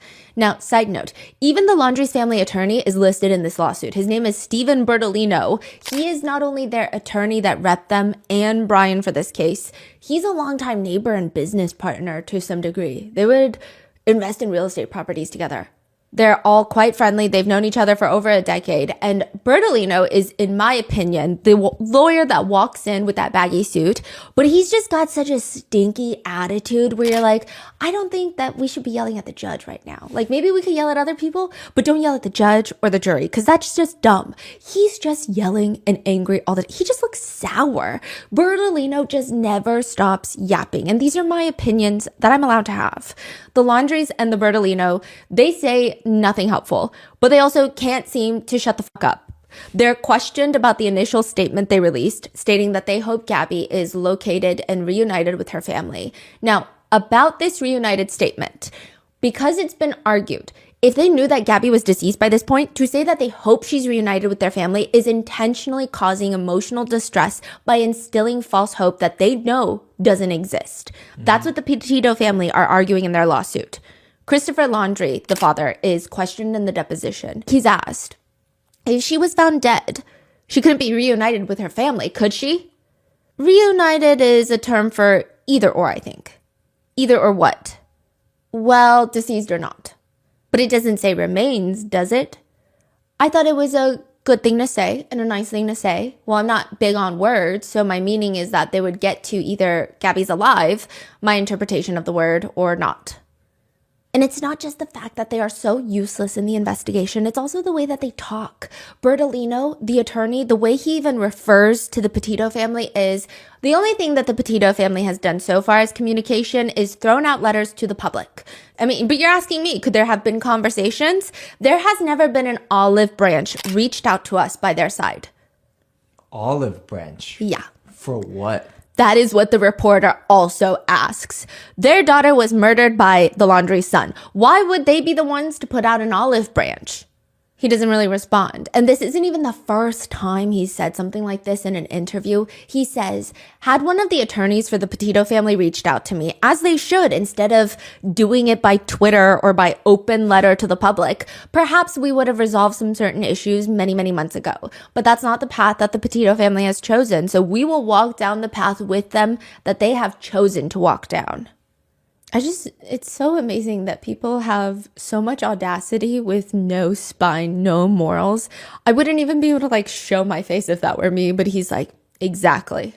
Later, when Brian is missing, Steven states, Chris and Roberta Laundrie do not know where Brian is. They are concerned about Brian and hope the FBI can locate him. The speculation by the public and some in the press that the parents assisted Brian in leaving the family home or in avoiding arrest or on a warrant, that was issued after Brian had already been missing for several days is just wrong. He states, the Laundries are being tortured in their own home by these protests outside. They're being harassed with lawsuits for a $40 sign that was more than likely on their property and should be considered litter. And all the foregoing is occurring when they have no idea whether their son is alive or not. Which, some further context, a woman did sue Christopher Laundrie. She was protesting outside the Laundrie house. Put up a sign. The sign read, what if this happened to Cassie? Now, this is Brian's older sister. This is their daughter. Chris walks up to the sign, rips it out of the ground, and walks with the sign back into his house. Clearly, the protester knows why she filed the lawsuit. She said, the lawsuit is going to keep this relevant. It's something that's going to drive the Laundries a little nuts. That's it. So I think it's for private property damage, the $40 sign. To which the attorney has responded, the protesting, the witch hunt, this mob-style crucifixion of Chris and Roberta Laundrie is just wrong, and enough is enough. A perpetrator straight up responds, like I could care less about that attorney and what he feels and thinks. Even the Northport police chief made a direct plea with Stephen Bertolino, stating, Mr. Stephen Bertolino, the Northport Police Department needs your help in finding Gabby. Please call us to arrange a conversation with Brian Laundrie. 2 people left on a trip and only 1 person has returned. Still, they continue to do what netizens feel is just not enough, with netizens writing, may your own karma find you. You are disgusting. Silence in this case is reprehensible. But others actually defend the attorney, writing, this man is just doing his job. It's the same exact job every single defense attorney out there does. Others respond, a good defense attorney who advises his clients not to give up their Fifth Amendment right as guaranteed by the Constitution is a good attorney. As for Brian going missing, Bertolino tells a reporter, the Laundries knew Brian was grieving the night he left. Brian left the house on September 13th. Gabby's remains are found September 19th. What do you mean the Laundrie parents knew that Brian was grieving when he left the house, when Gabby's body hasn't been found? So does that mean that they knew that Gabby was dead? That's crazy. When confronted with this word usage, he just says, well, Brian had been extremely upset. Chris and Roberta were very concerned about him. That's what I meant. He says, you couldn't write this Greek tragedy. Brian is not a Ted Bundy. He's not a demon. He's not a serial killer. I'm not sure that the narrative that has been pushed that Brian was a mean killer and Gabby was an angel is entirely true. That really has nothing to do with this. It doesn't matter if Gabby was an angel or not. She was killed. You don't have to be this perfect victim that has never said a curse word or has never told a lie or has never done anything that society might deem as oh, maybe I wouldn't have done that. That's crazy. The whole family's entire response to everything is beyond bizarre. After the burn after reading letter, Roberta states that she wrote that letter, again, way before their cross-country trip. She's in a sworn affidavit, she states, I wrote it and gave it to Brian before Brian and Gabby left Florida for New York, which was June 2nd. The purpose of the letter was to reach out to Brian while He and I were experiencing a difficult period in our relationship. Brian and I shared a love of stories, and some of the language in the letter was using similar phrases to describe the depth of a mother's love. I had hoped this letter would just remind him of how much I loved him. She also says, because people are like, then why'd you say burn after reading? That's suspicious. She said, well, okay, it's actually Gabby's fault. Gabby bought this book on Amazon. It's like burn after writing. You know those journals where you do the things on the pages? It's like smash an orange onto this page and it says burn after using or burn after reading or writing. It's like one of those journals. She said it was a play on that. I mean, nobody believes that. I mean, clearly they have a very strange relationship between Roberta and Brian. Even in one of Brian's favorite books, Choke by Chuck Palahniuk, there's this very interesting quote. Again, could have no correlation, but he writes, I don't know, but until your mom dies, it seems like all the other women in your life can never be more than just your mistress. And it's not like you can divorce your mother or kill her. This is a quote from the book. Yeah, but it's just kind of weird because his relationship with his mom does feel, his mom, indeed, to many netizens, feels like the type of boy mom that feels like she is dating her son, that she's in competition with her son's romantic interests. Now, due to the lawsuit filed by Gabby's family, the Laundrie parents both have to sit in these depositions. They just say some of the most insane stuff in the depositions that, yes, legally, I'm sure very hard to argue, but morally and just on a human scale, it is hard to believe that someone is this dense. Even when confronted with the fact that everyone in the world, it feels like, is searching for Gabby, why did Roberta feel hope that Gabby was alive? She said, I just had hope. I've heard stories where people are looking for their daughter and they find her much later. And so I just never wanted to give up hope. In another part of the deposition, Roberta Laundrie is confronted with the statement that their attorney, Bertolino, put out that said, the news about Gabby Petito is heartbreaking. The Laundrie family prays for Gabby and her family. This was released after Gabby's body is found, which she is asked, how is the news heartbreaking to you guys? Oh, it was heartbreaking in so many ways. Just to know that Gabrielle was gone. And it was just heartbreaking. So it wasn't heartbreaking before that? Well, I didn't know she was gone until it was on the news. And then that's when it was, very heartbreaking. Which, side note, did you hear what she just said earlier? It was heartbreaking in so many ways just to know that Gabrielle was gone. This whole deposition, she's like, I didn't know gone means dead. I didn't know gone means dead. Yeah. I wasn't thinking gone is dead. I was just thinking, I don't know. I don't know what I was thinking. She's confronted. Well, the words your husband told you on August 29th is that she was gone. Right. That was concerning, but heartbreaking. Our hearts were broken when we found out that Gabrielle was gone, deceased. So when you found out she was gone, did you reach out to her parents? No. Why not? We just kept following our attorney's advice not to speak to anybody.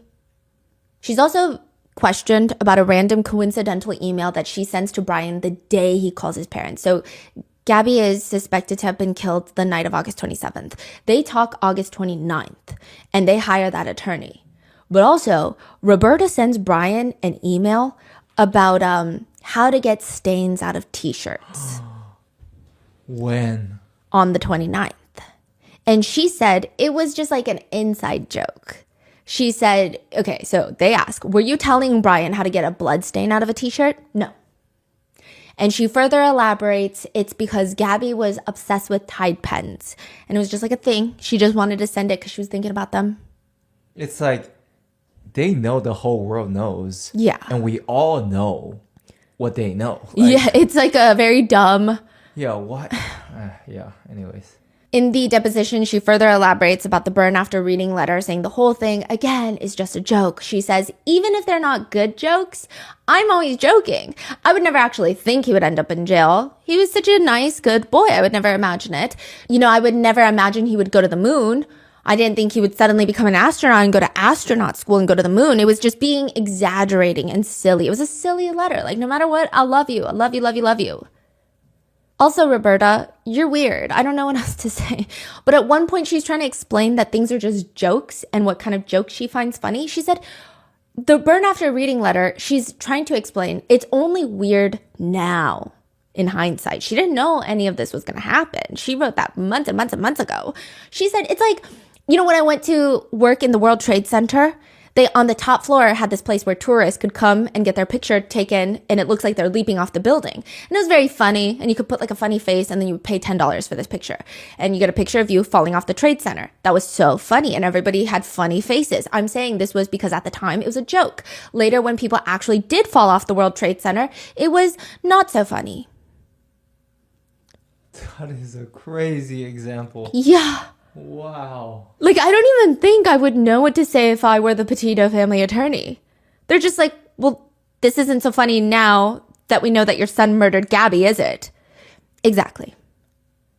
Whereas Christopher Laundrie's deposition is incredibly blunt. He gives little to no responses. He seems like he knows nothing about anything. I don't know if that's a legal tactic, or I genuinely think that he gives more of the energy of, you know, those Jimmy Kimmel parts where they go out onto the street and they ask the dad, when's your kid's birthday? Does your kid have any medical illnesses we need to know about? And they have no clue. It kind of is reminiscent of that. He seems like he does get Brian's birthday wrong at one point. So I don't know. Like what? Completely wrong? Or I think he got the year wrong. And then Roberta had to clarify in her deposition the day later. But he just states about those phone calls that he got August 29th. You know, I asked him how he was doing. He was not calm. He got very excited and told me that, you know, Gabby's gone. And he got very frantic. Everything was frantic and quick. So, you know, Gabby's gone. He's very excited? Meaning what? Well, I have no idea what he meant. What? Well, what else did Brian say? Well, that was, you know, it was quick. He said, you know, he was very panicked and he said he didn't know what to do. He said, can you help me? You know, and he might need a lawyer, you know. And I would ask him why he wouldn't tell me. He was very frantic. Everything was frantic, and I started to not really comprehend, and he was just like, can you help me? And I said, okay, I'll help you. And then I calmed him down a bit, and I said, I don't know. It was all mumbled, and I still don't remember everything that happened, but, you know, he said he needed to get an attorney, and he hung up. Did you understand Gabby is gone to mean that something happened to Gabby? I understood it that something was wrong. Okay, something was wrong, meaning what? I had no idea. How do you interpret that, right? Someone is gone. Either someone left or someone has passed. But you have to combine it with, I need a lawyer. Oh, That's yeah. what I'm saying. Like, he keeps saying, I don't know. Yeah, it's like either they left you yeah, or they're dead. Yeah, either I thought someone left me or someone is dead. Yes. One is like, oh, they were just left you. Sad. So, yeah, okay, fine, move on. The other one's like, oh my goodness, what happened? Yes. So what do you mean? Keep saying, oh, I don't know. That's a clear lie. He knows some. So it's like, it's A, she either left the relationship, or B, she's deceased. Yeah. And then from there, when you get the part where he says, I need an attorney, Yeah. anyone with brain cells that are not actively cannibalizing itself would assume if it's the other, okay, I think it's this now. I think she's dead because you're asking for an attorney. Yeah. Gone is not a vague word. Yeah. Gone is not like this esoteric feeling. Gone really is not really a metaphor even. Yeah. He said, I had no idea. Your son is frantic and he wants you to call a lawyer because Gabby is gone. Did you believe at the time that he murdered her? No. Did you believe that she was dead at the time? Not at all. What? Where did you think gone meant? I didn't even know what to think at the moment, you know, at all. So he also states that when Brian got home from the, quote, fateful trip, he seemed, quote, like a kid who came home, you know, in trouble. That's how he seemed. Well, let's connect the dots. He told you Gabby was gone. He's frantic. He's upset. He's like a kid that came home and he was in trouble. Did that lead you to believe he murdered Gabby? No. No? I don't know what happened. He, like Roberta, claims that since that day forward, he never asked Brian what happened. What he meant by Gabby is gone, he never asked because the lawyer said, you guys don't talk about it. Did you consider how the Petitos might be feeling not knowing where their daughter was? I'm a considerate person, of course I was. It's not a pleasant thing for anybody, I'm sure. The one thing that people really wanted to know in the depositions, which we really don't get answers to, is what the hell the entire Laundrie family were doing, including Brian, going camping after Gabby is missing. So Brian comes home alone to Florida September 1st. 6 days after, September 6th, The whole Laundrie family go camping in Fort DeSoto. This is not the same place that he is missing in. It's about 60 miles away. September 6th to 8th, the whole family is camping. Some people think that this was a test trip to see if he can live off grid, to test him. Others think that they were talking about things that maybe they couldn't talk about in the family home because, I don't know, maybe they're being paranoid. So this is before there were protesters, but maybe they were being paranoid of, there's so many electronic devices. I don't know. Yeah. Or some people think maybe it's one last family trip because they all know what's about to come, and maybe Brian is going to self-exit and they just know that the walls are closing in and he doesn't want to go to jail. Roberta is confronted with this in the deposition, and she is asked, how could you go on vacation knowing that Gabby was gone while the Petito family was looking for her? We just had planned to go. We just wanted to test out our new camper overnight. So this is not Gabby's van, it's a camper. We were just doing our regular thing. I don't know. Bertolino, the attorney, says, I can tell you that the Laundries always go camping, as evidenced by the camper in their driveway on display for all the world to see. Whether or not they went to a particular campsite on a particular day, I cannot tell you, and it's not worth the time, in my opinion. Brian's sister, Cassie, is 10 years older than Brian. She also had protesters and reporters outside her home that she shares with her husband and kids. Now, for a while, she also remained quiet. It wasn't until later that she just came out of nowhere, out of the house, ready to talk to people. She said, I'm losing my parents and my brother and my children's aunt, Gabby, and my future sister-in-law on top of all of this, and you guys are not helping. We're cooperating with the police. We're not supposed to talk to anybody, and you're making my children cry. When was this? When did she start coming out? This is after Gabby is missing and the whole world is like, what is going on? So this is after they're camping. This is after Brian is home. This is after the world finds out that Gabby is missing. But they don't know Gabby has passed yet. No. So this is when she, like, in that window, yes. Okay. So Gabby's body has not been found yet. Okay. Why your parents? Like, what do you mean you're losing your parents? Because they're not talking to us either. Why aren't they talking to you guys? If I knew, I would say, I don't know. Do you think they're involved? Your parents? I don't know. We know nothing. You don't know? You're not. We've been finding everything out with the news like everybody else. She says, this is not what we want to be doing. This is not how we want the world to find out when we're angry and upset. But I can't have my kids be crying for 3 days in a row. My parents' lawyer screwed me over. I'm livid and I'm not talking to him. I'm in the boat where I'm getting ignored by my entire family and thrown under the bus by my family's attorney. So I'm just as mad. Why aren't they talking to you guys? If I knew, I would say. Did Brian kill Gabby? I don't know. When describing Brian and Gabby's relationship, she says, of course, everybody bickers, but nothing like what people are saying, or else we would have done something about it. I don't stand for that. I was in a bad relationship similar to what, saying has happened. I wouldn't let that happen. We're not the evil monsters we're being made out to be. We are, unfortunately, in the dark as much as everybody else. She says that she was also confused that Brian came home back to Florida without Gabby. She said, my jaw hit the floor. I mean, the first thought in my head was, oh, they must have broken up and he doesn't want to talk about it and I'm going to give him space. And then he went missing. They explained that Brian's parents aren't speaking because they have a lawyer. My parents' lawyer, we don't have a lawyer. We have nothing to hide. We were told not to talk to anybody and I'm upset that we have to come out here and do this.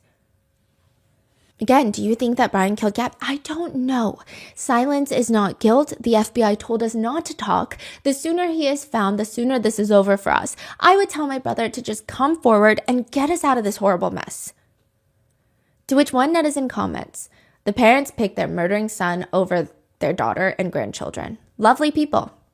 Others comment, I do give her credit for coming out to talk, unlike her parents.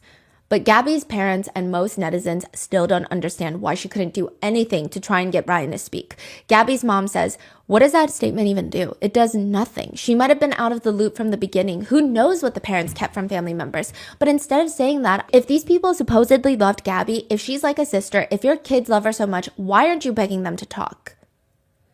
Additionally, newly revealed text messages in the Netflix documentary show Roberta Laundrie and Cassie talking about the investigation in a really bizarre tone. They're talking about how the Northport police state to the public that they didn't know that Brian went hiking because they saw Roberta and they thought it was Brian. Remember? Mm-hmm.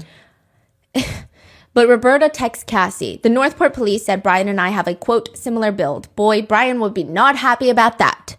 Sister Cassie says, yeah, everyone's laughing at that remark because not even remotely close. Roberta responds, short, pudgy, and a big bottom, or short, sassy, and pear-shaped. She's describing her own body. But again, does this really, put yourself in the shoes. Your loved one is missing. So bizarre. Another infuriating detail to this case is, well, it's infuriating how the laundries, I think a little bit of how Cassie is also carrying herself, but Gabby probably cared more for Brian's family than Brian ever did. Even when they're on road trips, Gabby would take the time to write, draw on postcards for Cassie's kids. One reads, hey, Uncle Brian and I miss you so much. Everywhere we go reminds us of you. Like the red rocks at Bryce Canyon, the sky here is so open. There's more stars than I've ever seen. Scorpio is so big and always bright every night. It's always the first one we spot. Love, Aunt Gabby. She's like stacks of postcards that she sent to Cassie's kids. Regardless, a lot of people don't like Cassie, the sister, and people don't like this whole camping trip that they went on. Cassie says, we just went for a couple of hours. So she's saying the parents and Brian, she's not even saying how long they were staying there, but she's saying for me and my family, me and my kids, we were there for a few hours, met up with them. There was no grand feeling of goodbye. There was no nothing. I mean, I'm frustrated that in hindsight, I didn't pick up on anything. It was just a regular visit. So they joined in that 2-day trip? Or they joined in on the last day. She said that she had to leave after dinner and s'mores because the kids had school. Like a quick trip? Yeah. Again, I don't know if my family is constantly camping and they're going on a camping trip. And let's say I have 3 kids. It's a school day. I don't think I'm driving 80 miles for dinner. 80 miles there, 80 miles back home for dinner. I don't think I'm doing it. I'd just be like, we'll see you in the next one because that's crazy. Yeah. But I don't know. Maybe they just love camping. I'm not saying anything. I'm just saying that's my personal opinion. Maybe I'm lazy. I don't know. One expert states, I think Brian's parents did help him once he came home. He shows up with the van without her. What does he tell his parents? Oh, we broke up. I left her out there. I just decided to drive the van back home and let's go camping. That doesn't make sense. You have to connect the dots. You have to put that puzzle together. Others point out, suddenly he goes from your sacred son that can do no wrong, that is Jesus reincarnated and everybody should love him, to he goes missing and we're not going to do anything to find him.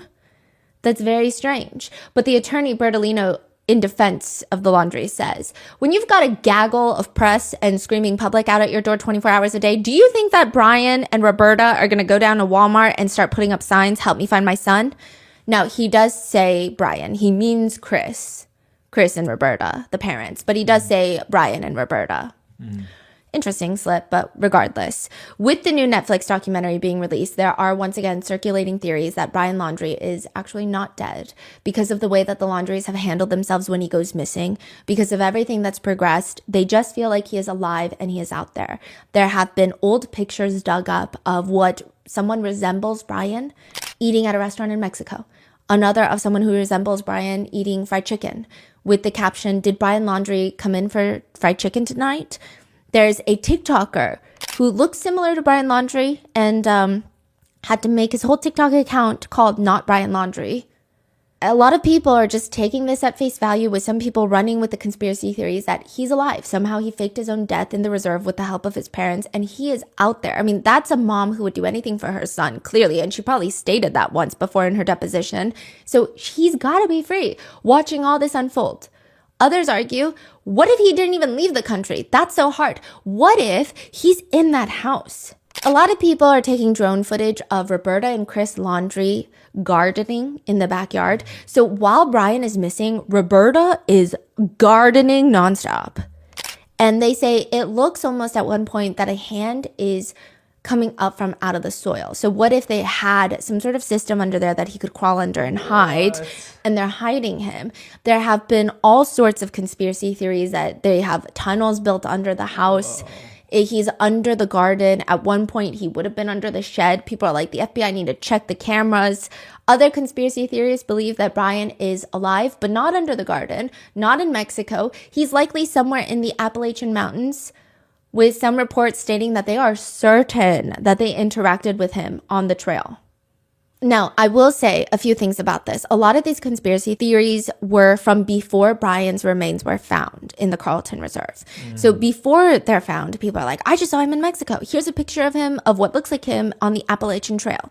Now, once his remains were found, there were still some people who were heavily invested in the case that were having doubts and going back and forth. But then with the Netflix documentary, I think a lot of new people that didn't know about the case found out about it, and they just started running with maybe a few TikToks that they saw. So one of the biggest things that I saw on TikTok that was circulating was that Brian's uncle was the one that identified his remains to be Brian.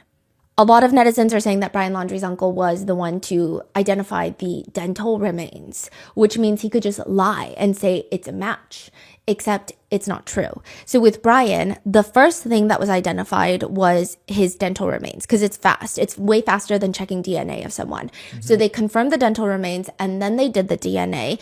And the medical examiner, the forensic odontologist, the medical examiner's office, nobody that worked on this case is related to Brian Laundrie. So regardless if maybe Brian Laundrie's previous pediatric dentist or any dentist had been his uncle, they were not the ones to verify his remains.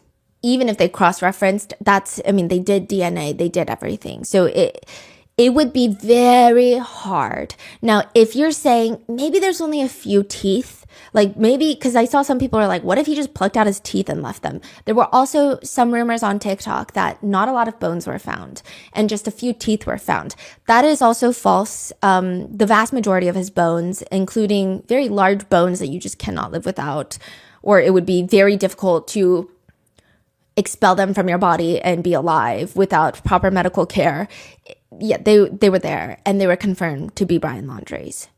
So I think that's what is also kind of tricky. A lot of things have just been kind of warped and then run.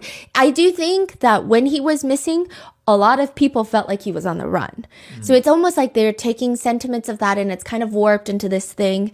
And the only reason that I'm trying to debunk a lot of these conspiracies is I imagine it's very difficult for the Petito family to hear over and over again that he might be alive. And it becomes less of a story of what happened to Gabby, and they're trying so hard to raise awareness for DV, and more of like, ooh, conspiracy, what if he's alive? And I do get it, conspiracies are very interesting, but it just seems there's not really a lot of good basis behind the theories. Side note, there was also misinformation briefly that the gun that was used for his self-exit was never found. It was found. Others question a part of the autopsy report that says that Brian had died anywhere between 45 days and 672 days prior to his body being found. He had only been missing for 37 days. So people thought it was strange. But the same autopsy results state the water temperature was 85 degrees. Post-mortem interval was 47 to 672 days, or approximately 1.5 months to nearly 2 years. These findings must be interpreted with caution because these studies have not been adequately tested in Florida. Florida's hot. Florida's humid. There's so many natural predators in where he was found.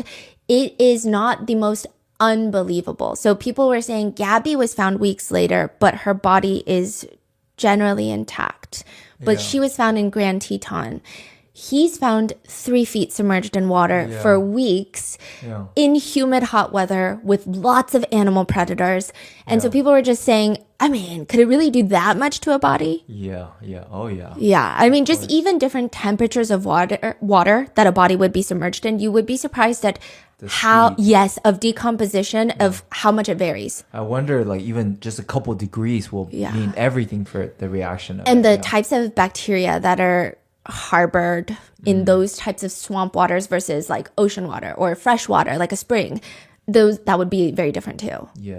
Now, in an interview, the family attorney, Bertolino, states, and as everybody knows, Brian's remains and personal items were located somewhat in close proximity to the entrance to the park.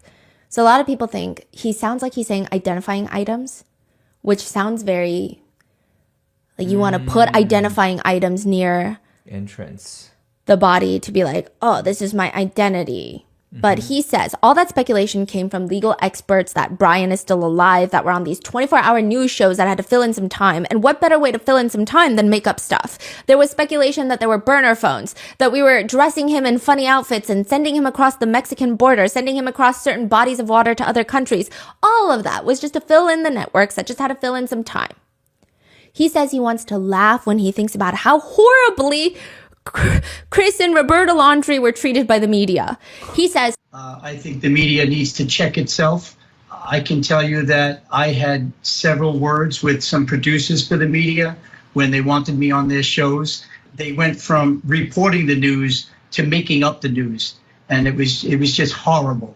With respect to the public, certainly they have the right to intervene and protest, but I don't think it's acceptable in our society, our civilized society, to have people protesting outside of anyone's homes. I will say, again, a lot of netizens have mixed feelings about this, but I think the one sentiment that netizens come across is maybe if they had underage children in that home. Like, people were upset that people were protesting outside of Cassie's home. Because also it's like a degree of separation. Like, it's her brother. I don't know. Right. And also she's got 3 young kids. So people were upset about that. But with the Laundries, I think most netizens are on the, well, I'm not calling the police, you know? Everyone's thinking the parents are literally shielding the son, which they kind of are. Like, yeah. And at the time that the protesters were there, a lot of netizens were split. Is this okay? Is this not okay to do? Right? However, in hindsight, a lot of netizens think maybe they should have had more protesters so people knew where Brian was going. Yeah. Because Brian just left and the police did nothing. Yeah. But Bertolino states, I think we don't do witch hunts anymore. And that's what the mob did. The media supported it. And if you go back and you review the tape, you'll see that I'm correct. I have no warm and fuzzy feelings for the way that the press handled this particular saga. Okay, nobody has warm and fuzzy feelings for you. And just some random points of contentions that netizens have. After Brian's death, the parents spent about 3 hours hiking in the same area, which some could argue could be their way of grieving. But it just, what are they doing? Some thought it was just weird.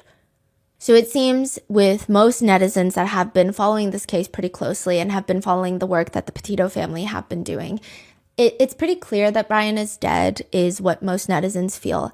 However, the part that netizens are having a really hard time accepting is that the Laundrie parents did not know what was happening. They just can't accept it. Brian's parents must have known. They must have known what he was leaving to do. They must have known what happened, is what netizens feel. Rose, Gabby's, one of her closest friends, says, his parents found his remains. You know, that blew my mind. I didn't even believe it. I thought it was like fake news. I was like, what do you mean? This makes no sense. I was pissed off, to be honest. I just wanted answers. And when we found his remains, those answers went out the door. Others have also pointed out that Roberta Laundrie goes dressed in black to find her dead son's body. Nicole, Gabby's mom, says, that whole thing was mind-boggling to me. I don't even understand any of it. I don't understand it. She states, I speak for myself when I say, Brian, I forgive you. I needed to release myself from the chains of anger and bitterness. So she's saying, I forgive you, not because what he did is forgivable, but she just needs to move on so she can help other people. They started a Gabby Petito Foundation where they help other victims of DV. And I can imagine that must be very difficult if you're just consumed with anger all day. And to see these types of cases that are so similar, I don't think that anyone could handle it if they don't release some of that or let it go a little bit. And she says, I refuse to let your despicable act define the rest of my life. But as for you, Roberta, I call you out individually because you are evidently the mastermind that shattered your family and mine with your evil ways. I see no empathy in your eyes, no remorse in your heart, no willingness to take responsibility for your actions. You do not deserve forgiveness. You deserve to be forgotten. Now, the Jeopardy game, you know those game shows?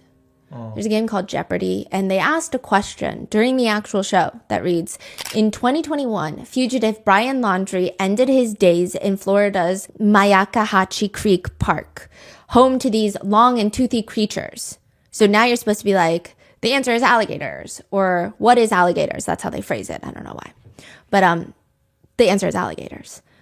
Is this distasteful? I think so. But the fact that the Laundries barely ever speak out about anything, but they're so enraged by this question. This is recent, so this is after Brian is dead. they spoke out about this Jeopardy question, and that rubbed netizens the wrong way. So this Jeopardy episode releases, and I would say like 95% of netizens are like, that is pretty distasteful. I will say most people are like, are we going to cancel Jeopardy? Probably not, because it's Brian Laundrie, but that is pretty gross, right? But then once the Laundries come out with this statement, the entire Laundrie family is appalled and concurs with all the comments on social media on how distasteful this is. I believe an apology is due.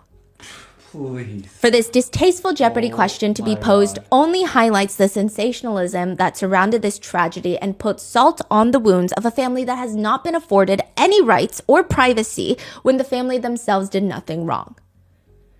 So now most netizens at this point start switching up. In my opinion, somewhat understandably. They start switching from feeling outraged at the distasteful question to, hold on, what did you just say? The overall sentiment turning to, have they apologized to the Petito family for withholding information pertaining to their daughter's murder? No? Okay then, moving on. Or, that was tasteless. However, the Laundries deserve nothing, so they can go cry about it. I don't care. Others felt it was more of a slap to the Petito family than anything. Other netizens are like, forget Jeopardy. Talk about the dumb cops. The fact that they didn't know that Brian went missing, that even the Moab police, like, what do you mean? So with that, in 2022, the Petito family sued the Laundrie family, and the Laundrie attorney just basically tried to argue that the Laundries are exercising their right to remain silent, and if the lawsuit were to go through, that would completely turn the fundamental constitutional rights on silence on its head. But the Laundries also countered the lawsuit. So when it's a civil lawsuit, there's like phases called discovery where just a lot of things get exposed and both parties need to have access to specific information. You can't just be like, no, you can't look at this because this is my phone. Like there's certain things that the judge has to approve that both parties need to have access to. But the Laundries counter with a very long list of requests for the Petito family. The whole list is very long. They want all communications that both Gabby's parents had with state and federal agencies. They want all phone records from Gabby and her parents from July 2nd to September 30th of 2021. They want any documents and communications regarding the compensation or contracts related to publishing rights, movie rights, or television rights.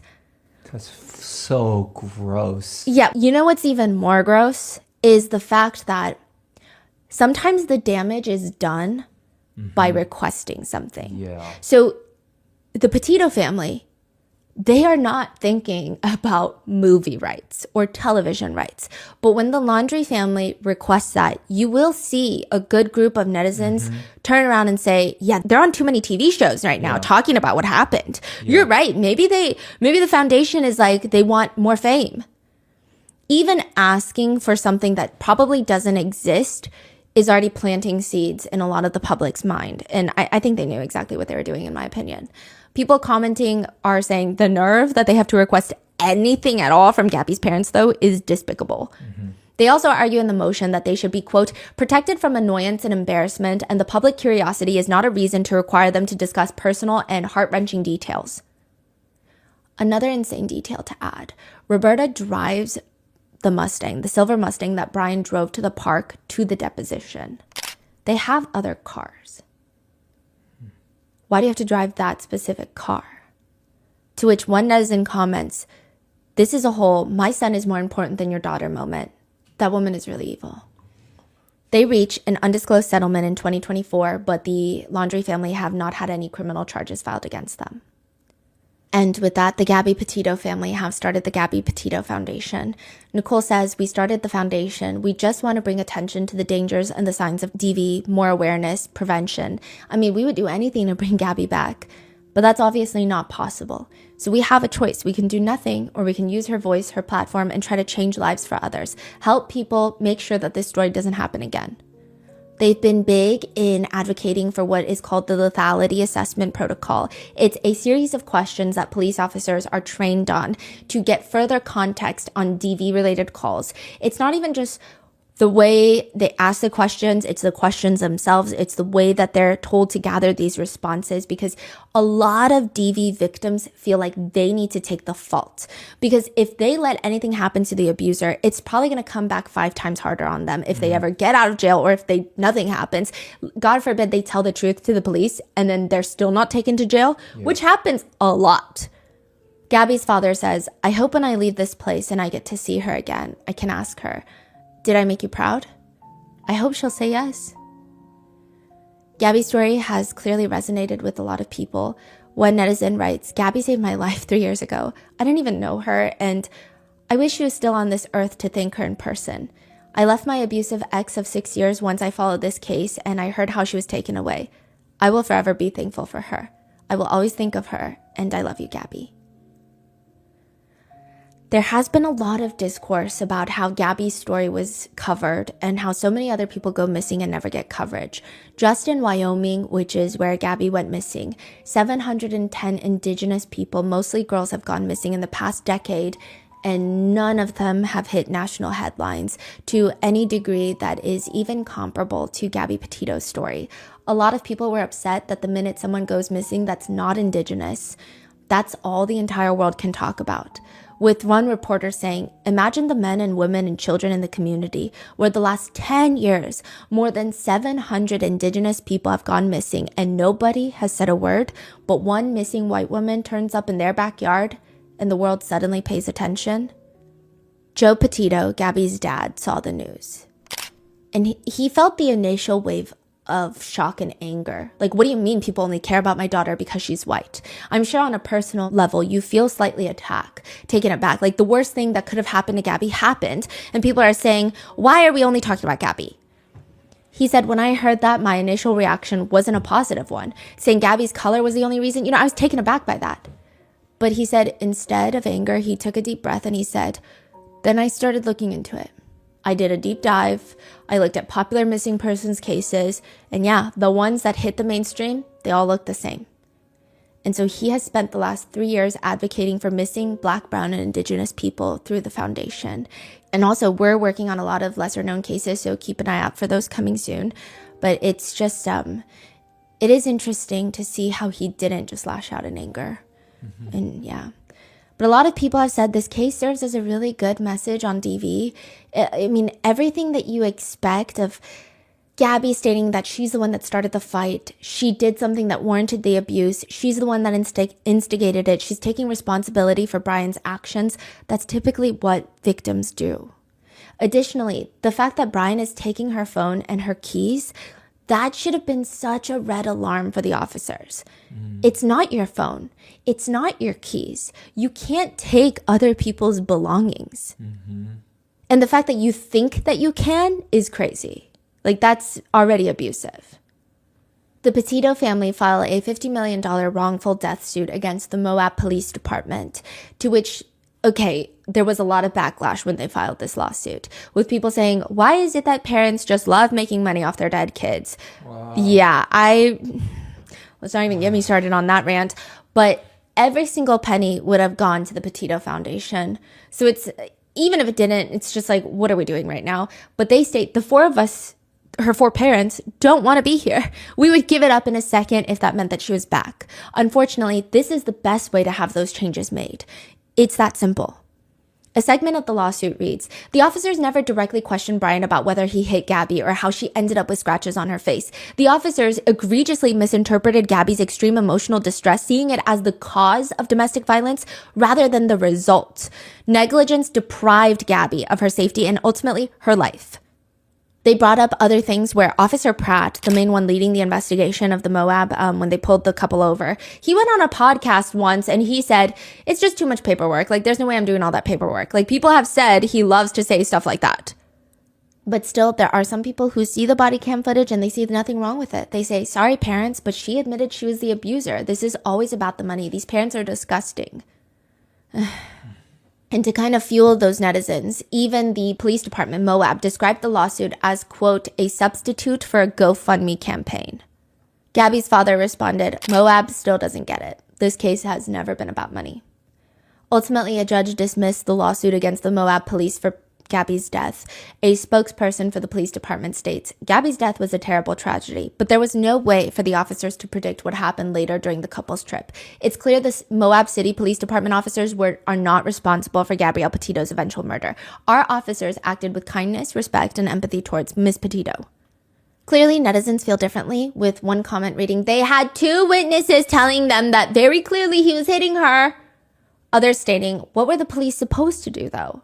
They separated them and they can't help if they link back up. That's like blaming the parents for not doing more when they knew them a heck of a lot better than the police. To which someone fights back, what do you mean what the police were supposed to do? Their jobs? Review the entire interaction. It's insane. People are saying if Gabby had been arrested, maybe it would have been a red alarm for her parents to come in and say, wait, we didn't know what was happening. Because obviously victims will try to hide it for as long as possible. Others say they're not directly responsible for Gabby's murder, but they definitely need training and retraining and spotting signs and tells of DV. They also need lessons on dropping the good old boy club attitude. Example, the cop that basically said, oh, Brian, I understand. Women are so emotional and crazy. What the fuck was that? One expert in DV states the officers just greenlit the abuser. They've just reinforced his behavior. And I think he felt relief. And I saw that relief in that footage. It was palpable. Now, one survey done with no relation to Gabby's case found that 1 in 4 women are scared to call the police on their abuser for that exact reason. One states, everyone believes him because he's so nice and sweet and respectful to them, but it's different. He will say it's me and the police will believe him. Another victim states, I felt the police were buddy-buddy with my partner and ignored what I had to say about the reality of the situation. I was scared and they ignored me.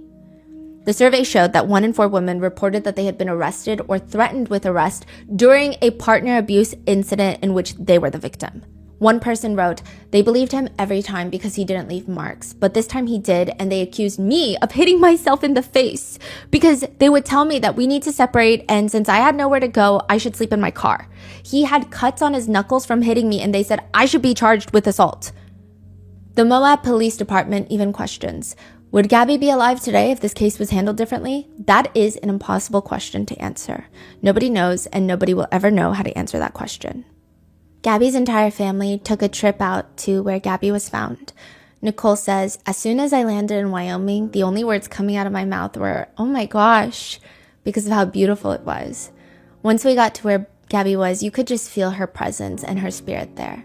The family decided to spread Gabby's ashes at her final resting place. Some people were wondering why they would choose to do such a thing, but they said they felt her presence. It's such a beautiful place. Gabby loves Grand Teton, and she always wanted to visit, so that's why.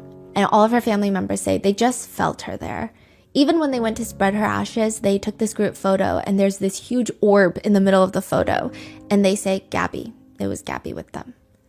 There was a local memorial held for Gabby where they released butterflies, and one butterfly landed on a picture of Gabby and stayed for a little while. The Petito family have since crushed the van and kept the gasoline cap and a sticker.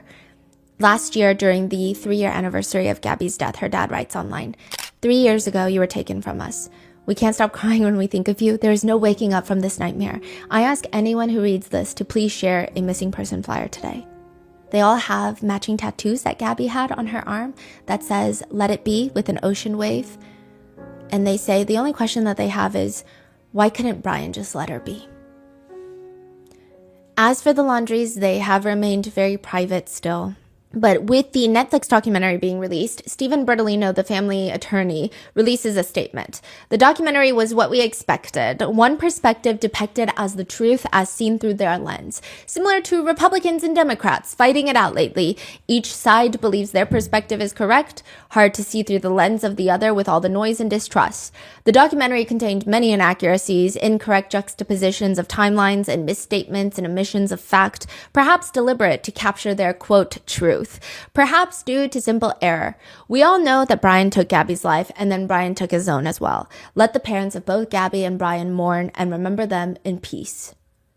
As for Cassie Laundrie, Brian's sister, after the Netflix documentary, she went to Instagram to tell the new wave of all the haters, if you're new here and just starting to attack me today, I've been no contact with my parents for almost 2 years, so have fun. Most netizens don't really think that she's deserving of sympathy, writing, girl, a quick glance at your account shows that you never not once advocated for Gabby. You and your folks deserve all the backlash and karma that you're getting for the complete lack of grace you showed that poor girl's family during one of the worst things a parent can go through. Another reads simply, read the room, shut the hell up, it's not about you. Even the Laundrie neighbors have spoken out, writing, when I pass their house, I get a sick feeling in the pit of my stomach. I hate them. I wish they would just leave our neighborhood. Others say, just horrible people in my belief. It's unanimous. Nobody wants anything to do with them. Some neighbors report that people still throw dirty diapers and dog feces into their yard, which most of the neighbors seem to have an unspoken pact. You see something, do nothing. But there are still crazy netizens. One comment reads, Gabby and Brian were both crazy. He more than she, but they both deserve their outcome. Also, what parent let their kids go across the country in a van at 22 years old and no parties foresee a big problem? Another comment reads, this is not a 14-year-old going on a school trip. She's an adult and she's got to make her own decisions, you know? They respected her decisions. Her parents did everything to prepare her and she knew what she was doing. She planned for this trip, and if Brian was not a killer, Gabby would be alive. She would have great memories of a trip. Like, why are they trying to make it Gabby's fault, Gabby's parents' fault? Yeah. It's so strange. Other netizens just support the Laundries for whatever reason.